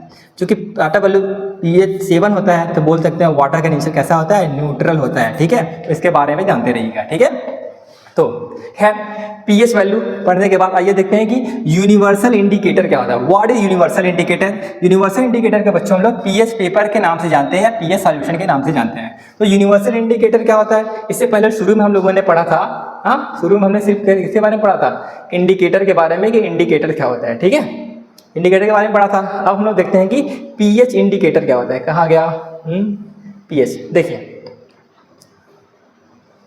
हाँ, यूनिवर्सल इंडिकेटर क्या होता है? कहता है कि it is a mixture of several indicator which give different colour at different concentration of hydrogen. क्या है? किसी सॉल्यूशन में कितना हाइड्रोजन आयन है उस हिसाब से क्या करता है? ये डिफरेंट कलर शो करता है। और इसका कलर कहाँ से कहाँ तक होता है? देखो बच्चों, यूनिवर्सल इंडिकेटर जो होता है उसका कलर जो होता है रेड से लेकर कैसा होता है? Violet colour. रेड से लेकर वायलेट तक इसका कलर होता है। कहीं पर डार्क रेड होगा, कहीं लाइट रेड होगा, कहीं ऑरेंज होगा। रेड से लेके वायलेट करता है, अपना कलर को शो करता है। तो यूनिवर्सल इंडिकेटर किससे मिलकर बनाया जाता है?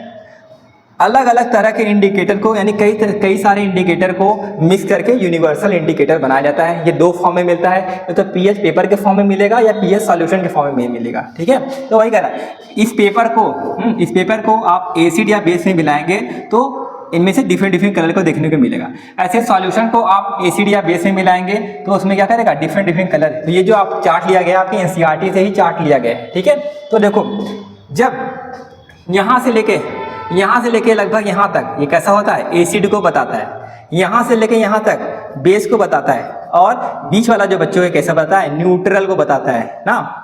तो वही कह रहा है कि जैसा आपका सॉल्यूशन होगा उस हिसाब से इसका कलर आता है, ठीक है। अगर वायलेट कलर आ गया तो पीएच वैल्यू 14 होता है, उससे हल्का आएगा 13 आएगा। हाँ, 7 पे थोड़ा सा ग्रीन और येलो का मिक्सचर आता है, 0 बिल्कुल रेड कलर आता है। तो वही कहता है पीएच यूनिवर्सल इंडिकेटर एक ऐसा इंडिकेटर होता है जो अलग अलग सॉल्यूशन में अलग अलग कलर को शो करता है। ओके, तो ये था यूनिवर्सल इंडिकेटर के बारे में। तो बच्चों जो हमें नेक्स्ट टॉपिक पढ़ना है वो क्या आपका importance of pH in everyday life. हमारे रोजमर्रा की जिंदगी में बच्चों पीएच का क्या रोल होता है। जो पहला टॉपिक हमें पढ़ना है वो क्या आपका pH in human and animal. Human और एनिमल में पीएच का क्या रोल होता है। कह रहा है कि most of the biochemical reaction taking place in our body are in a narrow range of 7.0 to 7.8। कह रहा है कि बच्चों हमारे बॉडी में जितने भी बायोकेमिकल रिएक्शन होते हैं उस रिएक्शन को अच्छे से होने के लिए हमारे बॉडी का जो पीएच रेंज होना चाहिए वो कितना होना चाहिए, 7.0 से लेकर 7.8 तक पीएच रेंज होगा, तभी हमारे बॉडी में बायोकेमिकल रिएक्शन अच्छे से परफॉर्म करेंगे। पहले ये समझो कि बायोकेमिकल रिएक्शन क्या होता है। हमारे बॉडी में बच्चों जो जितने भी रिएक्शंस होते हैं सारे के सारे बायोकेमिकल रिएक्शन होते हैं। एग्जांपल के तौर पे जो आपका रेस्पायरेशन होता है, ब्रीथिंग होता है, डाइजेशन होता है, ब्लड क्लॉटिंग होता है, ऑक्सीजन हमारे ब्लड में हीमोग्लोबिन जो होता है वो ऑक्सीजन को कैरी करता है, और एंजाइम का जो फंक्शन होता है हमारे बॉडी में, ये सब जितने भी हमारे बॉडी में फंक्शन वगैरह होते हैं वो तभी अच्छे से प्रॉपर काम करेंगे जब हमारे बॉडी का पीएच वैल्यू 7.0 से लेकर 7.8 तक होगा। आपको जान के ये बात हैरानी होगी, हमारा ब्लड होता है बच्चों, तो ब्लड का जो पीएच वैल्यू होता है वो कहीं ना कहीं इनके बीच में लाई करता है। यानी ब्लड जो होता है हमारा एक तरीके से बेसिक इन नेचर होता है। हमारा बॉडी को हेल्दी ग्रोथ के लिए, हमारा बॉडी सही से काम करे, हमारा डाइजेशन सही हो, हमारा ब्रीथिंग सही हो, इन सब फंक्शन को अच्छे से परफॉर्म करने के लिए ये पीएच वैल्यू होना जरूरी है। ये जहाँ इसकी वैल्यू ज़्यादा हुई या कम हुई तो ये सब कहीं ना कहीं हमारे लिए प्रॉब्लम क्रिएट कर सकती है, ठीक है। अब आइए देखते हैं pH of role of pH in acid rain. Acid rain में पीएच का क्या रोल है आइए समझते हैं। पहले समझिए कि एसिड रेन क्या होता है। When the pH of rain water is less than 5.6 it is called acid rain. कह रहा है कि रेन वाटर का जब पीएच वैल्यू कितना हो जाए 5.6 से कम हो जाए, हाँ, जो भी बारिश होती है बारिश का पानी अगर आप पीएच चेक करेंगे उसके पीएच वैल्यू बच्चों का 5.6 से कम हो जाती है, उसी को क्या बोलते हैं एसिड रेन। हाँ, नॉर्मली जो वाटर का पीएच वैल्यू होता है बच्चों को कितना होता है 7 के बराबर होता है, लेकिन क्योंकि जैसे जैसे इसमें एसिड मिलता है, पानी में एसिड मिलता जाता है, उसका पीएच वैल्यू घटती जाती है। 5.6 से जब रेन वाटर की पीएच कम होगी तो उसे क्या बोलेंगे एसिड रेन। अब आगे सुनिए एसिड रेन का घाटा क्या होता है। एसिड रेन में नुकसान ये होता है बच्चों कि मान लो कोई तालाब है, तालाब में मछलियां हैं, ठीक है।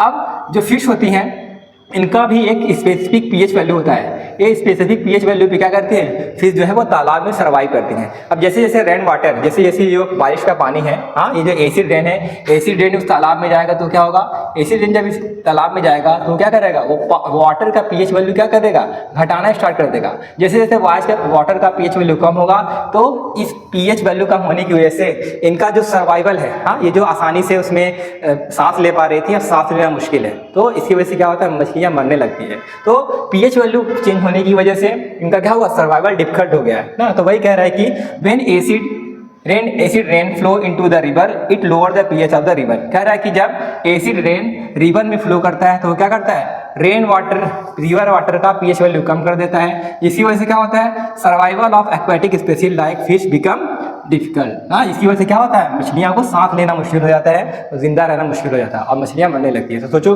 पीएच का रोल कितना इंपॉर्टेंट रखता है हमारे एवरीडे लाइफ में। अब अगला हमें पढ़ते हैं अगला क्या है पीएच इन प्लांट। हाँ, प्लांट में पीएच का क्या रोल होता है। देखो प्लांट के हेल्दी ग्रोथ के लिए अगर आप चाहते हैं आपने पौधा लगाया और पौधा को अच्छे से ग्रो करने के लिए सॉइल का पीएच कैसा होना चाहिए।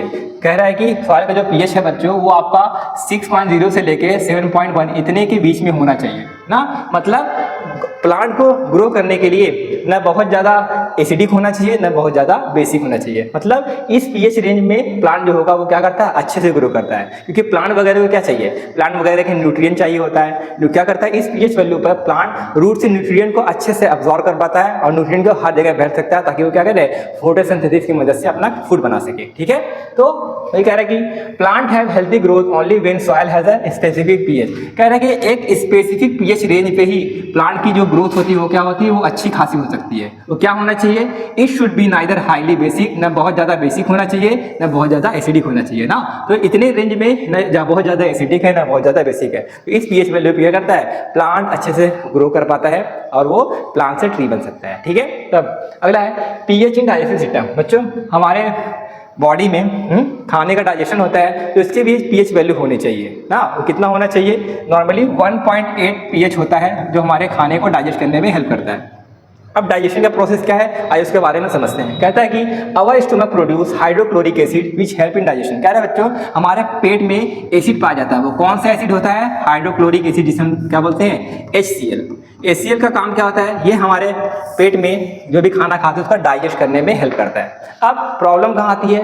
कह रहे कि ड्यूरिंग इन डाइजेशन, हाँ, जब हमारे पेट में खाना सही से डाइजेस्ट नहीं हो पाता, हाँ, हमने मान लीजिए मोमोज, बर्गर, चाउमीन ये सब उल्टा फुल्टा खा लिया तो वो क्या होता है, हमारे पेट में जाने के बाद सही से डाइजेस्ट नहीं होता है। उसको डाइजेस्ट करने के लिए क्या करता है? Our stomach produce too much acid. हाँ, उसको डाइजेस्ट करने के लिए हमारा जो पेट है वो बहुत ज़्यादा अमाउंट में एसिड को रिलीज करता है। इसी वजह से क्या होता है, हमें देखकर पेट में जलन होती है और इरिटेशन होता है। इसी को हम लोग क्या बोलते हैं? कहते हैं भैया हमें एसिडिटी का प्रॉब्लम हो गया है। हाँ, एसिडिटी का प्रॉब्लम होता है तो हम लोग क्या पीते हैं? इनो पीते हैं और हम एसिडिटी से छुटकारा पाते हैं ना। तो वही कह रहा है कि हमारे पेट में HCl डाइजेस्ट करता है, लेकिन जब HCl बहुत ज़्यादा बढ़ने लगता है तो हमें एसिडिटी की प्रॉब्लम हो सकती है। ठीक, और एग्जाम में पूछा जाता है कि एसिडिटी से बचने के लिए हम लोग क्या करते हैं? एसिडिटी से बचने के लिए या तो इनो पीते हैं या तो एक जुगाड़ NCERT ने बताया, ये समझते हैं। कह रहा है कि to get rid of this pain, acidity से छुटकारा पाने के लिए we should use antacid. हमें क्या यूज करते हैं? एंटा एसिड।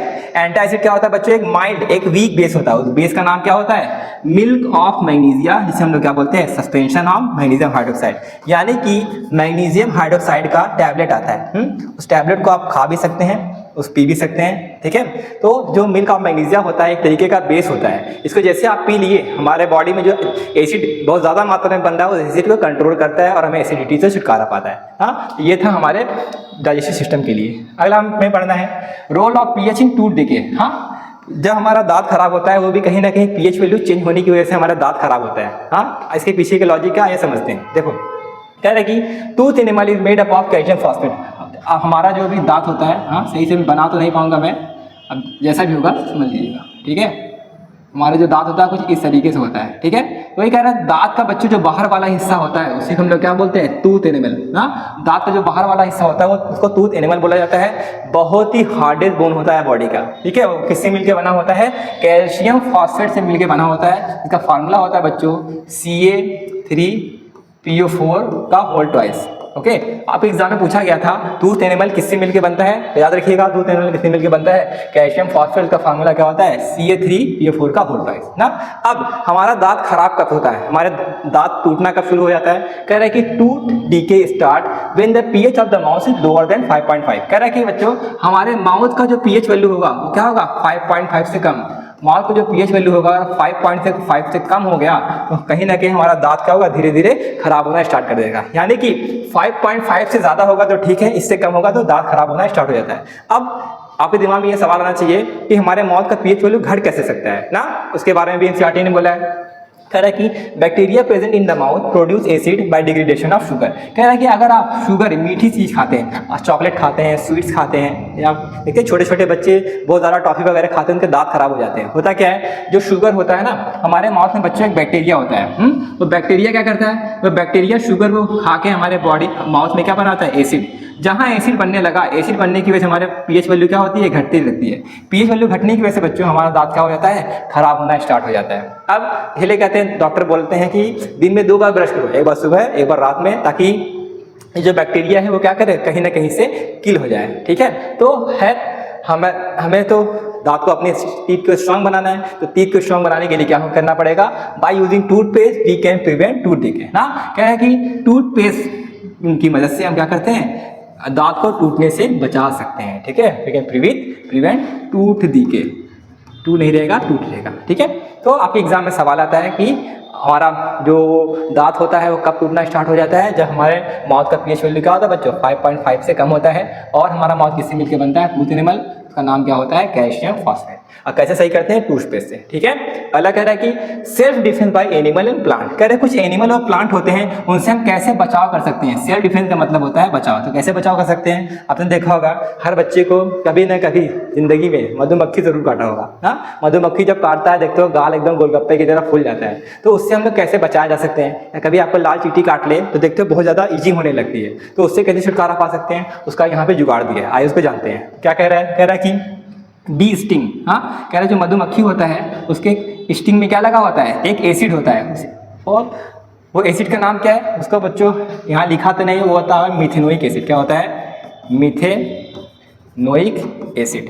ओके, कह रहा है कि मधुमक्खी के पीछे देखो कांटा लगा होता है ना, वही कह रहा है उसके कांटे में एक एसिड होता है, उसका नाम होता है मिथेनोइक एसिड। ये जब हमें काटता है तो हमें क्या होता है? बहुत ज़्यादा पेन और इरिटेशन होता है। तो मधुमक्खी जब भी कभी भी आपको काटे और उसके असर को आपको खत्म करना है तो आपको क्या करना है? दौड़ते हुए जाना है। कहाँ पे? किचन में रखा होता है बच्चों बेकिंग सोडा। ठीक है, बेकिंग सोडा को पानी में हल्का से मिला के जहाँ पे मधुमक्खी काटा उसको लगा लेंगे, बिल्कुल आराम हो जाएगा। वही कह रहा है कि use of mild base like baking soda, baking soda को इस्तेमाल करके हमें रिलीफ, हमें वहां से आज़ादी मिल जाएगी। क्यों? होता क्या है असल में, मधुमक्खी ने काटा है तो हमारे बॉडी में क्या गया? एसिड की वजह से हमें पेन और इरिटेशन हो रहा है। बेकिंग सोडा होता है बेस, और बेस क्या करता है? एसिड को मार देता है। तो जैसे ही हम बेस लगाते हैं एसिड में, एसिड बेस मिलकर न्यूट्रलाइज कर देता है और हमारे बॉडी का पीएच वैल्यू मेंटेन कर देता है। ठीक है, ऐसे भी कह रहा है कि sting hair of nettle leaves, कह रहा है कि नेटल लीव एक तरीके का नेटल प्लांट होता है। नेटल प्लांट में क्या होता है? छोटे छोटे कांटे लगे होते हैं। वही कह रहा है कि नेटल प्लांट के जो कांटे होते हैं वो क्या करता है? अगर वो हमें चुभ जाता है, वो भी हमारे बॉडी में कौन से एसिड एग्जिट करता है? Methanoic acid. इसकी वजह से क्या होता है? हमें बहुत ज़्यादा पेन होता है। जैसे मधुमक्खी काटता है तो हमें बहुत ज़्यादा दर्द होता है, सेम ऐसे ही जो आपका नेटल लीव होता है, नेटल प्लांट होता है, उसमें कांटे लगे होते हैं। वो कांटा भी अगर हमें धंस जाए ना तो हमारे बॉडी में मिथेनोइक एसिड इंजेक्ट करता है, वहाँ पे हमें बहुत ज़्यादा ईचिंग होता है। ये सब जो है जंगली इलाके में मिलते हैं। फिर क्या कह रहा है कि bye rubbing with the leaf of dog plant, कह रहा है डॉग प्लांट के जो लीफ होते हैं उसको हम वहां पे लगाएंगे जहां पे हमें कांटा धंसा हुआ है, इसकी वजह से हमें क्या होगा? रिलीफ मिलेगा। और डॉग प्लांट कहाँ होता है? नेटल प्लांट जहाँ पे होते हैं उसके जस्ट बगल में डॉग प्लांट होता है। कभी ऐसा अगर आपके साथ हुआ तो आप डॉग प्लांट को लगा के आप अपने आप को बचा सकते हैं। ठीक है, आई होप सो पीएच के बारे में आपको अच्छे से समझ में आ गया होगा। ठीक है, चलिए बच्चों और आगे पढ़ते हैं। तो अब हमें पढ़ना है कि सॉल्ट क्या होता है। हाँ, सॉल्ट का फॉर्मेशन कैसे होगा? देखो बच्चों, HCl जब NaOH के साथ रिएक्शन करता है तो NaCl बनता है। NaCl क्या होता है? एक तरीके का सॉल्ट होता है। अगर कोई पूछेगा कि सॉल्ट बना कैसे, देखो Na पे होता है +4, Cl पे होता है -4। ये NaCl आया कहाँ से? देखो Na तो आया होगा यहाँ से और Cl कहाँ से आया होगा? यहाँ से। और HCl क्या होता है बच्चों? एसिड होता है, और NaOH क्या होता है? बेस होता है। तो ये समझो कि सॉल्ट बनता कैसे? देखो एसिड के एनायन से, बेस से, कैटायन से मिलकर क्या बनता है? सॉल्ट। क्या मैंने कहा कि एसिड के माइनस और बेस के प्लस वाले से मिलकर बनता है सॉल्ट। तो ये जो आपका Na+ है, Na+ कहाँ से आया है? बेस से आया है, और Cl- कहाँ से आया है? एसिड से आया है। ठीक है, तो एसिड का एनायन बेस का कैटायन जब मिलता है तो क्या बनाता है? सॉल्ट बनाता है। तो आइए देखते हैं सॉल्ट का डिफिनेशन क्या होता है। क्या कहता है? Salt are ionic compound form by the combination of anion from acid and cation from base. कह रहा है सॉल्ट एक तरीके का आयनिक कंपाउंड होता है जो किससे मिलकर बनता है? कहता है कि एनायन फ्रॉम एसिड, कह रहा है कि एसिड का माइनस, एनायन मतलब होता है माइनस, एसिड का माइनस, और कैटायन फ्रॉम बेस, बेस का क्या होता है? कैटायन यानी कि प्लस वाला।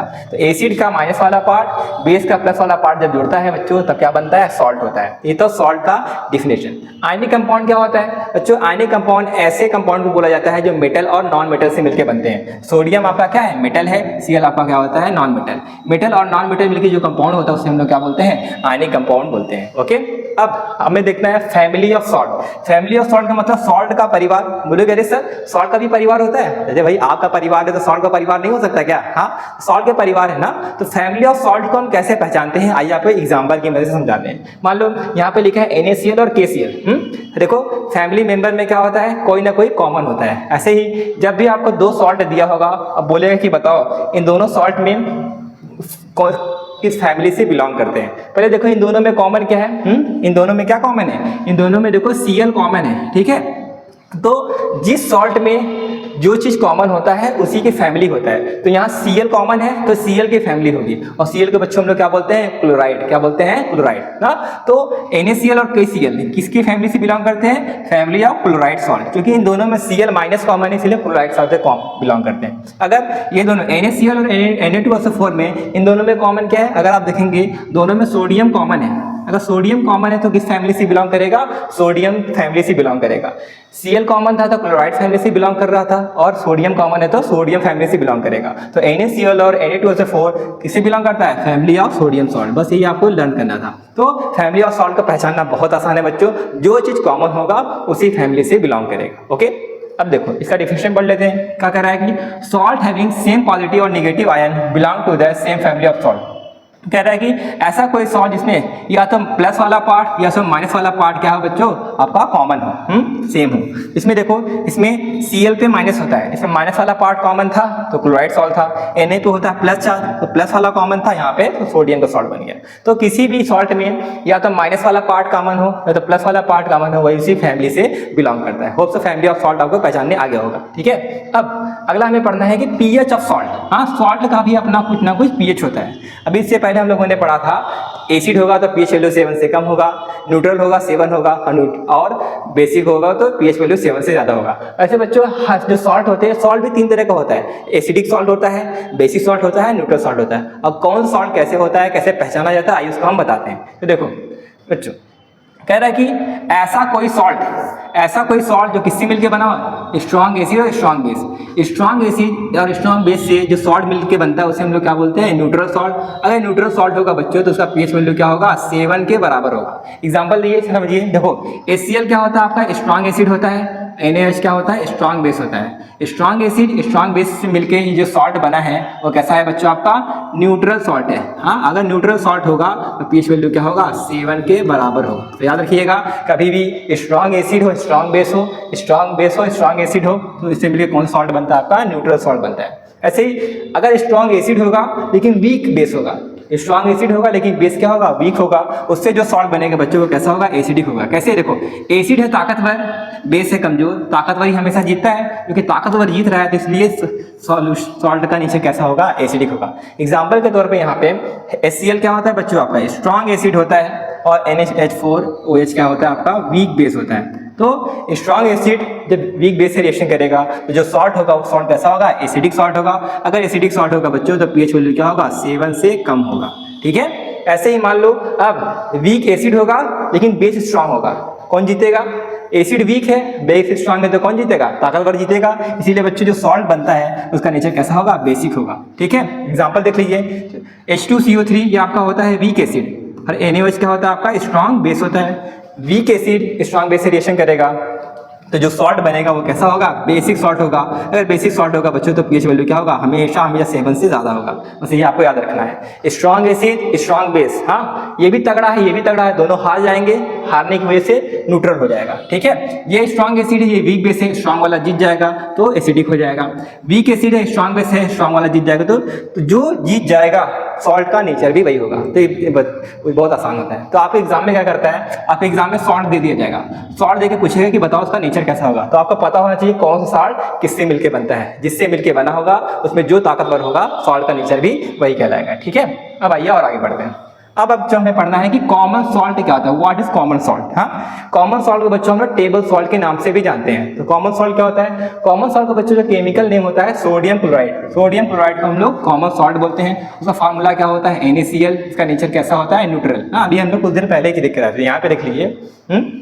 जो NaCl है किस टाइप का सॉल्ट था, न्यूट्रल सॉल्ट था और पीएच वैल्यू क्या था, 7 था। वही यहाँ पे कह रहा है कि जो आपका कॉमन सॉल्ट यानी कि NaCl होता है वो कैसा होता है, न्यूट्रल। अब कहता है कि NaCl को बनाने का कैसे बना सकते हैं, हाँ, नमक को कैसे बना सकते हैं। नमक बनाने के बच्चों 3 तरीके हैं। पहला तरीका क्या है, by evaporation of sea water. ना आप कभी जाइए बॉम्बे वगैरह जाइए चौपाटी पे, हाँ, तो जब समुद्र के पानी एक कटोरी में ले लीजिए, लेने के बाद करिए उसको भाप बन के उड़ा दीजिए, पानी उड़ जाएगा, नमक आपके प्याली में रह जाएगा। वही कह रहा है कि समुद्र के पानी में से सारे पानी को जो आप भाप बना के उड़ा देंगे तो उसमें नमक बन के तैयार हो जाता है। बस ये कि वो नमक प्योर नहीं होता, उसको प्यूरीफाई करना होता है। अगला क्या है, by deposit of rock salt. हाँ, रॉक सॉल्ट क्या होता है बच्चों, रॉक सॉल्ट आपका वही होता है, NaCl को ही होता है। बस ये कि तो किस कलर का होता है आपका, ब्राउन कलर का होता है। उसमें कई सारे इम्प्योरिटी वगैरह मिलता है। अब ब्राउन सॉल्ट रॉक सॉल्ट बनता कैसे है, देखो कुछ ऐसे समुद्री इलाके होते हैं ना जो सूख जाते हैं, कई लाख साल कई हज़ार साल पहले का जो समुद्र के टापू होता है वो क्या होता है, उसमें से सारे के सारे समुद्र के पानी जो भाप बन के उड़ जाते हैं तो चट्टान के फॉर्म में वो आपका रॉक सॉल्ट बन के तैयार हो जाता है। तो रॉक सॉल्ट को जब हम लोग प्यूरीफाई करते हैं तो वो भी आपका NaCl बन के तैयार हो जाता है। अगला है लेबोरेटरी। लैब की मदद, लैब में हम लोग NaCl को फॉर्म कर सकते हैं। कैसे, लैब में कैसे बना सकते हो, देखो अगर हम लोग HCl का रिएक्शन करा देंगे NaOH के साथ तो होगा क्या, देखिए इसमें Na प्लस और Cl माइनस। हाँ, Na प्लस Cl माइनस क्या बन जाएगा आपका, NaCl बन जाएगा। हाँ, तो सोडियम क्लोराइड है, ये आपके लैब की मदद से बना जा सकता है। तो 3 ऐसे तरीके हैं जिसकी मदद से हम लोग सोडियम क्लोराइड यानी कि कॉमन सॉल्ट को फॉर्म कर सकते हैं। ठीक है, अब अब हमें पढ़ना है कॉस्टिक सोडा के बारे में। हाँ, तो आता है सवाल बच्चों कि कॉस्टिक सोडा का केमिकल नेम क्या होता है। कॉस्टिक सोडा का केमिकल नेम क्या होता है? Sodium hydroxide. सोडियम हाइड्रोक्साइड का दूसरा नाम क्या होता है? Caustic soda. और सोडियम हाइड्रोक्साइड का फार्मूला जानते हैं, इसका फार्मूला क्या होता है? NaOH। और NaOH आपको पता है NaOH क्या होता है? एक तरीके का बेस होता है। तो NaOH का अगर नेचर देखेंगे तो कैसा नेचर होगा? बेसिक। अगर बेसिक होगा बच्चों तो pH वैल्यू क्या होगा? 7 से ज़्यादा होगा ना। तो कई बार ये सवाल आता है, अच्छे से याद रखिएगा। कॉस्टिक सोडा को किस नाम से जाना जाता है? Sodium hydroxide. ओके, तो इसको जानते रहिए, ठीक है। अब कॉस्टिक सोडा की बनाने की विधि क्या है? कॉस्टिक सोडा हम लोग कैसे बना सकते हैं? तो देखो, कॉस्टिक सोडा बच्चों बनाने के लिए आपको क्या चाहिए? Brine solution. ब्राइन सॉल्यूशन क्या होता है? नमक और पानी का घोल। आप क्या के लिए? पानी ले लीजिए। हाँ, 1 गिलास पानी ले लीजिए। उस पानी में इतना ज़्यादा नमक आप डिजॉल्व कर दो कि नमक घुलना ही बंद हो जाए। पानी में जब बहुत सारा नमक आप ऐड कर सकते हैं, आप कैसे तरीके से कह सकते हैं खारे पानी। खारे पानी को बच्चों हम लोग बोलते हैं ब्राइन सॉल्यूशन, ठीक है। नमक और पानी के घोल को बोलते हैं ब्राइन सॉल्यूशन। जब नमक और पानी के घोल में बच्चों हम लोग बिजली को पास करते हैं, करंट को पास करते हैं, तो बनता है क्या? सोडियम हाइड्रोक्साइड बनता है, हाइड्रोजन बनता है और Cl2 बनता है। और सोडियम हाइड्रोक्साइड को हम लोग क्या बोलते हैं? कॉस्टिक सोडा बोलते हैं। ओके, अब इसके अलावा जो हाइड्रोजन गैस और क्लोरीन गैस बना है, इसके बारे में भी सवाल पूछा जाता है बच्चों। हाइड्रोजन गैस कहाँ पे बनता है? क्लोरीन गैस कहाँ पे बनता है? हाइड्रोजन गैस बनता है कैथोड पर और क्लोरीन कहाँ बनता है? एनोड पर बनता है। ओके, तो ये था आपका कॉस्टिक सोडा बनाने का तरीका, ठीक है। अब पूछा जाता है इनमें जो NaOH H2O Cl2 बना है, ये कहाँ कहाँ पे इस्तेमाल होते हैं? तो पहला है यूजेस ऑफ हाइड्रोजन। हाइड्रोजन कहाँ पे इस्तेमाल करते हैं? आपने सुना होगा हाइड्रोजन को एज अ रॉकेट। हाँ, रॉकेट में हाइड्रोजन को एज अ फ्यूल की तरह इस्तेमाल कर सकते हैं। जिस तरीके से हम लोग बाइक को चलाने के लिए हम लोग क्या करते हैं? उसमें पेट्रोल भरवाते हैं ना, ऐसे ही रॉकेट को चलाने के लिए हमें hydrogen gas as a fuel की तरह इस्तेमाल कर सकते हैं। इसके अलावा हाइड्रोजन गैस कहाँ पे इस्तेमाल होता है? हाइड्रोजन गैस घी या बटर, मार्गरीन बोला जाता है। मार्गरीन का मतलब होता है घी या बटर बनाने में हाइड्रोजन गैस का इस्तेमाल कर सकते हैं। इसको हम लोग चैप्टर 4 में पढ़ेंगे कि हाइड्रोजन की मदद से कैसे आपका घी बनाया जाता है, ठीक है। और है क्या आपका अमोनिया फॉर फर्टिलाइजर। हाँ, अमोनिया का फार्मूला होता है बच्चों NH3 ना।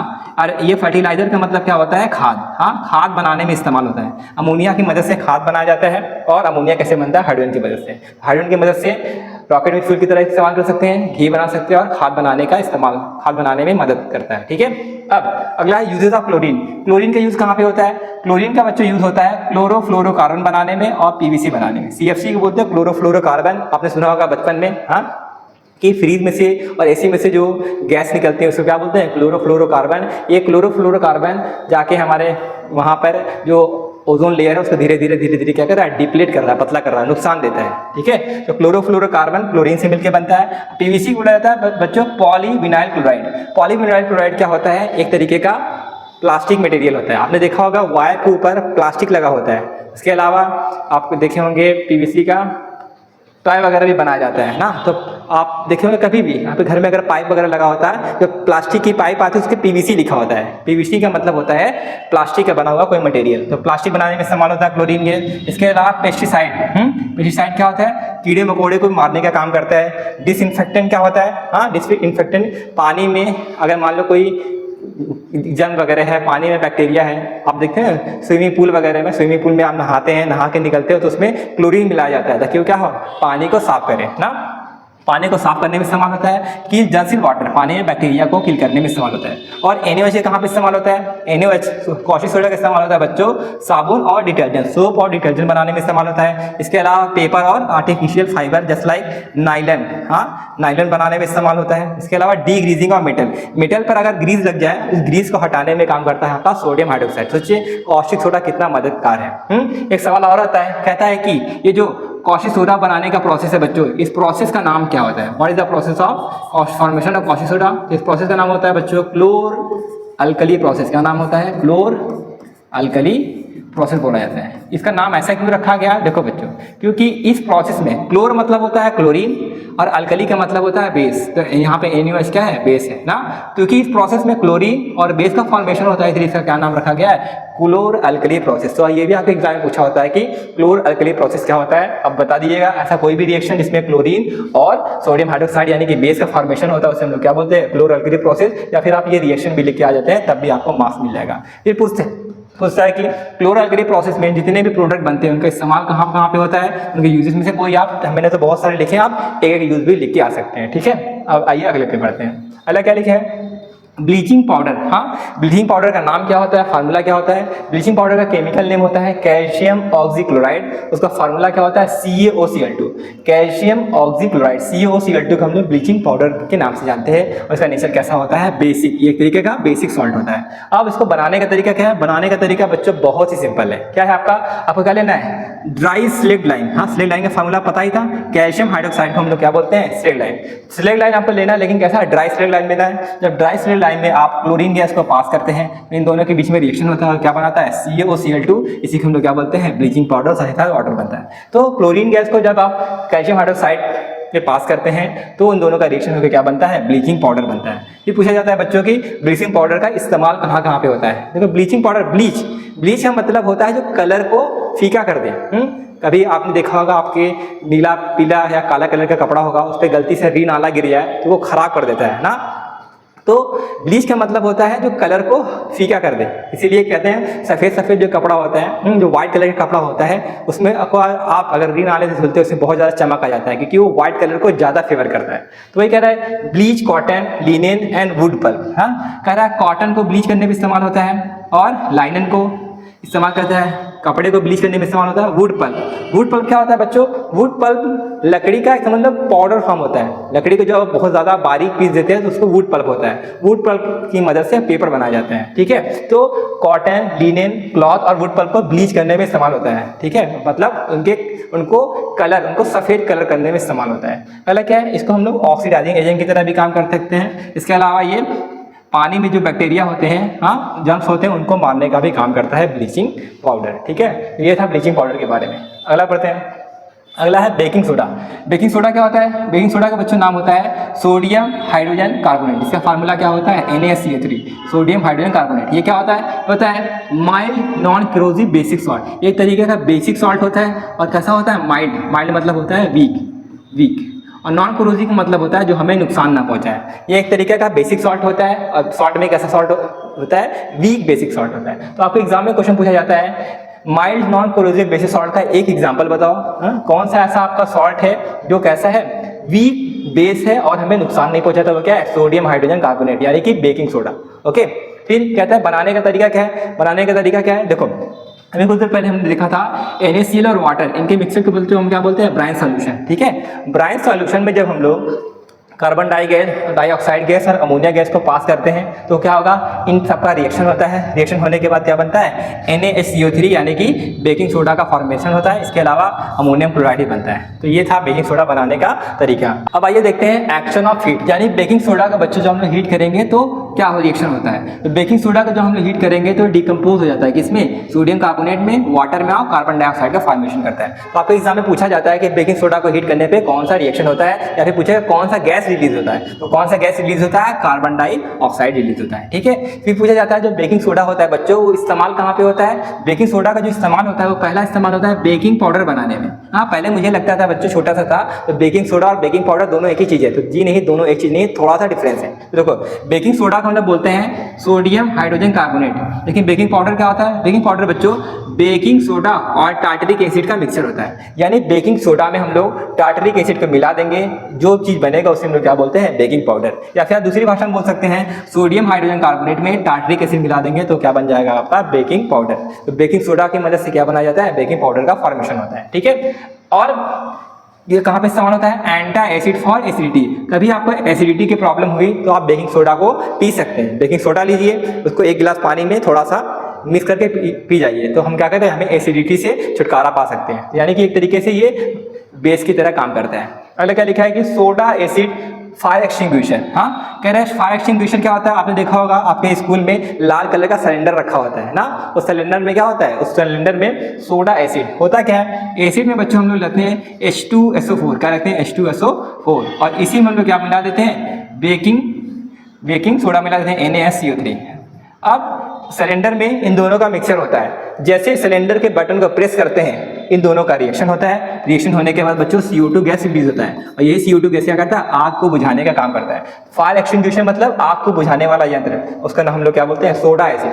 फिर सोडा एसिड इसका नाम रखा गया है। सल्फ्यूरिक एसिड आपका एसिड है और बेकिंग सोडा आपका सोडा है। सोडा और एसिड के मिक्सचर को सोडा एसिड बोलते हैं, ठीक है। तो ये था बेकिंग सोडा के बारे में। अब आइए हम लोग पढ़ते हैं वॉशिंग सोडा क्या होता है। वॉशिंग सोडा क्या होता है, देखो वॉशिंग सोडा के बच्चे हम बोलते हैं सोडियम कार्बोनेट डेकाहाइड्रेट, यानी सोडियम कार्बोनेट में 10 वाटर मॉलिक्यूल मिला दीजिए तो उसे हम लोग क्या बोलते हैं, वॉशिंग सोडा। हाँ, अब नाम में ही लग रहा है वॉशिंग सोडा, मतलब ऐसा कोई सोडा जो धुलने के काम आता है। अब इसका नेचर कैसा होता है बच्चों, ये भी एक तरीके का बेसिक सॉल्ट यानी कि बेसिक इन नेचर होता है। अब वॉशिंग सोडा बनाने का तरीका तो बहुत ही आसान है। क्या करना है आपको लेना है सोडियम कार्बोनेट में 10 वाटर मॉलिक्यूल ऐड कर दीजिए। इन दोनों का कॉम्बिनेशन होकर क्या बन जाएगा, वॉशिंग सोडा बन जाएगा। ठीक है, वॉशिंग सोडा बनाने का तरीका बहुत ही ईजी है। अब कहता है कि वॉशिंग सोडा कहाँ पे इस्तेमाल होता है। वॉशिंग सोडा जो बच्चों ग्लास बनाने में इस्तेमाल होता है, सोप बनाने में इस्तेमाल होता है, पेपर बनाने में इस्तेमाल होता है, बोरेक्स बनाने में इस्तेमाल होता है। अच्छा, बोरेक्स को हम लोग हिंदी में बोलते हैं सुहागा। क्या बोलते हैं, सुहागा।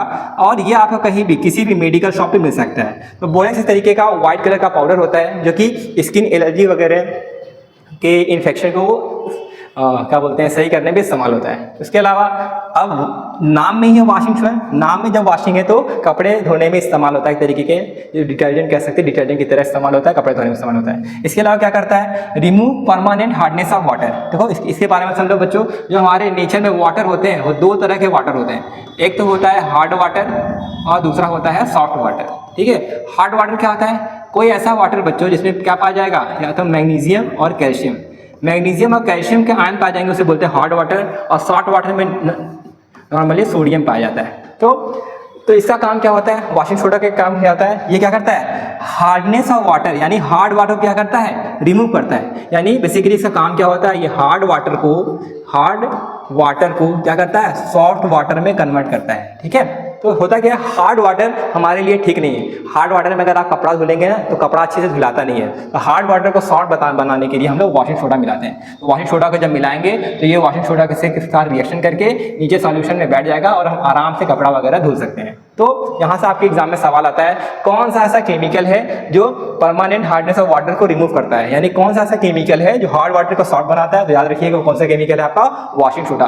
वॉशिंग सोडा का फॉर्मूला भूलिएगा मत, सोडियम कार्बोनेट में 10 वाटर मॉलिक्यूल लगा देंगे तो क्या हो जाएगा, वॉशिंग सोडा हो जाएगा। ठीक है, अब अगला हमें पढ़ना है वाटर ऑफ क्रिस्टलाइजेशन है। वाटर ऑफ क्रिस्टलाइजेशन ये क्या होता है बच्चों, देखो इस दुनिया में बहुत सारे तरीके के सॉल्ट पाए जाते हैं। जैसे हम NaCl के बारे में बात करेंगे, अगर हम पूछेंगे कि NaCl, हाँ NaCl क्या होता है, एक सॉल्ट है या बोल सकते हैं तरीके का क्रिस्टल है। इसके पास कितने वाटर मॉलिक्यूल होते हैं, जिसके पास वाटर मॉलिक्यूल ही नहीं होते। लेकिन कुछ ऐसे सॉल्ट होते हैं, जैसे एग्जाम्पल CuSO4, इसके पास 5 वाटर मॉलिक्यूल होता है। FeSO4 7 वाटर मॉलिक्यूल होता है। Na2CO3 10 वाटर मॉलिक्यूल, और CaSO4 जो होता है उसके पास 2 वाटर मॉलिक्यूल होते हैं। ये आपके पास क्या है, सॉल्ट है। कहता है कि जब किसी सॉल्ट के पास क्या हो, कुछ ना कुछ वाटर मॉलिक्यूल पाए जाते हैं, उसी को हम लोग क्या बोलते हैं, वाटर ऑफ क्रिस्टलाइजेशन। और वाटर ऑफ क्रिस्टलाइजेशन कहता है कि it is a fix number of water molecule present in one formula unit of salt. कह रहा है कि किसी सॉल्ट में fix number of water molecule पाए जाएंगे, उसी को हम क्या बोलेंगे, वाटर ऑफ क्रिस्टलाइजेशन। मतलब कोई भी ऐसा सॉल्ट जिसके पास fix number of water molecule पाए जाएंगे उसे हम बोलेंगे वाटर ऑफ क्रिस्टलाइजेशन।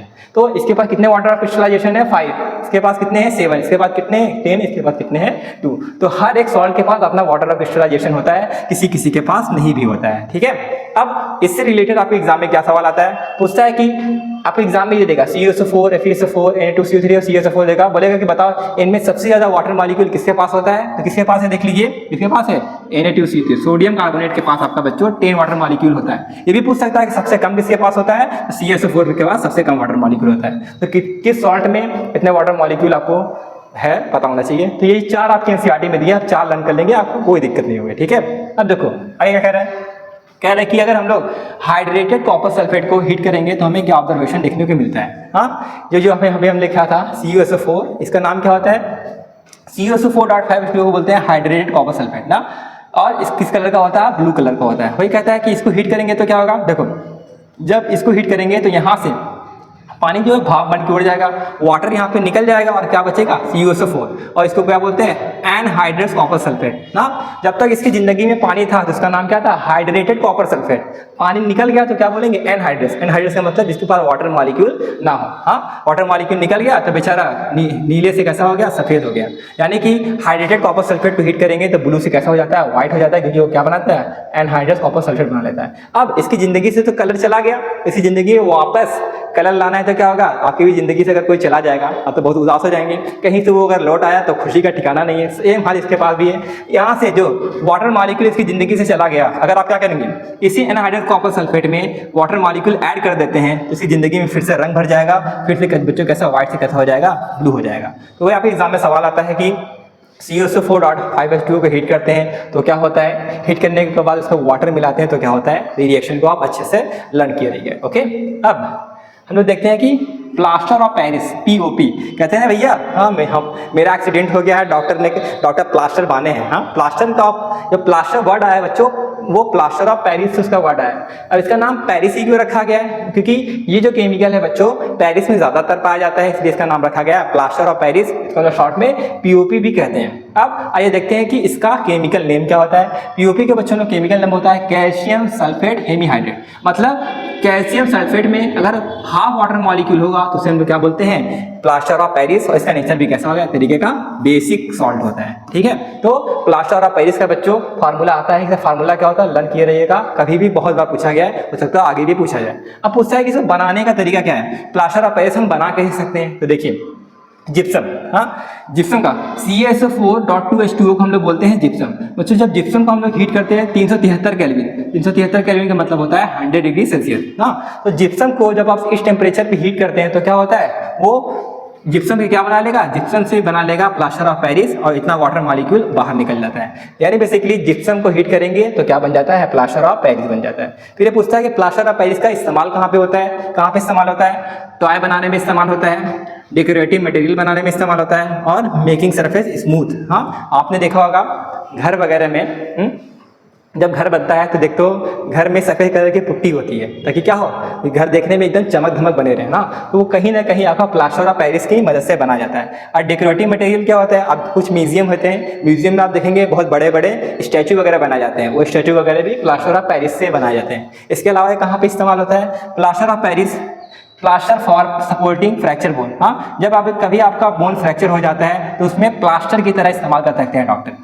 मैं बताता ना, जब कभी भी फ्रैक्चर हो जाता है कहते हैं डॉक्टर साहब लीजिए मेरा प्लास्टर बांध दीजिए, मेरा एक्सीडेंट हो गया है। हाँ, तो वो जो बच्चों प्लास्टर बांधते हैं वो कौन सा, वो और कोई नहीं होता, वही आपका होता है प्लास्टर ऑफ पेरिस। हाँ, अब इससे क्या सवाल आता है इसके बारे में बताते हैं। तो बच्चों इस टॉपिक से रिलेटेड आपके एग्जाम में एक सवाल आता है, वो सवाल क्या आता है, कहता है कि plaster of Paris is stored in moisture proof container. जो प्लास्टर ऑफ पेरिस होता है उसको मॉइस्चर प्रूफ कंटेनर में क्यों रखा जाता है। मॉइस्चर प्रूफ कंटेनर का मतलब उसको पैक करके क्यों रखा जाता है, प्लास्टर ऑफ पेरिस को खुले में क्यों नहीं रखा जाता है। अगर बच्चों आपने प्लास्टर ऑफ पेरिस को खुले में रखा तो क्या होता है, वो हमारे एयर में प्रेजेंट वाटर से रिएक्शन करता है और रिएक्शन करने के बाद क्या बना लेता है, जिप्सम बना लेता है। अगर वो बच्चों एक बार जिप्सम बना लिया तो जो प्लास्टर ऑफ पेरिस होगा वो हमारे किसी काम का नहीं होगा। अगर ये गलती से जिप्सम बना लिया, अगर कोई आया बोला कि डॉक्टर साहब मेरा प्लास्टर बना दिए, तो जिप्सम बनने के बाद वो प्लास्टर बना ही नहीं पाएगा क्योंकि वो अच्छे से पेस्ट नहीं बना पाएगा। तो रिएक्शन क्या होगा, प्लास्टर ऑफ पेरिस का फार्मूला क्या होता है, CaSO4.5H2O होता है। ये जब बच्चों रिएक्शन करेगा किसके साथ, वाटर के साथ। हाँ, वाटर के साथ रिएक्शन करेगा तो क्या बनाएगा, CaSO4.2H2O और इसी को हम लोग क्या बोलते हैं बच्चों, जिप्सम का नाम देते हैं। तो वही मैंने लिखा है कि because it react with moisture present in the air. POP जो होगा वो हमारे एयर में प्रेजेंट मॉइस्चर से रिएक्शन करा लेगा, उसके बाद क्या बनाता है, जिप्सम बनाता है, जो कि बहुत हार्ड हो जाता है, बाद में हमारे काम का नहीं रह जाता। क्योंकि प्लास्टर ऑफ पेरिस की मदद से हम प्लास्टर बनाते हैं, एक बार जिप्सम बन गया तो प्लास्टर बना नहीं पाएगा, वो कहीं ना कहीं केमिकल क्या हो जाएगा, खराब हो जाएगा। तो आपके NCERT में बात पूछ रहा है कि वो रिएक्शन लिखो जब प्लास्टर ऑफ पेरिस वाटर के साथ रिएक्शन करे, तो ये जो आपके लिए रिएक्शन है बेस्ट एग्जाम्पल है। ठीक है, तो जितनी भी चीज़ें थी बच्चों आपके NCERT में हर एक टॉपिक के बहुत अच्छे से कवर किया गया है। होप सो ये वीडियो आपके लिए बहुत हेल्पफुल रहा होगा। इस वीडियो को अपने दोस्तों के साथ ज़्यादा से ज़्यादा शेयर करिए। कोई भी चीज़ अगर आपको समझ में नहीं आ पाया है तो क्या करिए, आप कमेंट करिएगा, उसका मैं आंसर करने की जरूर कोशिश करूँगा। ठीक है, तो बच्चों मिलते हैं नेक्स्ट वीडियो में। Have a good day.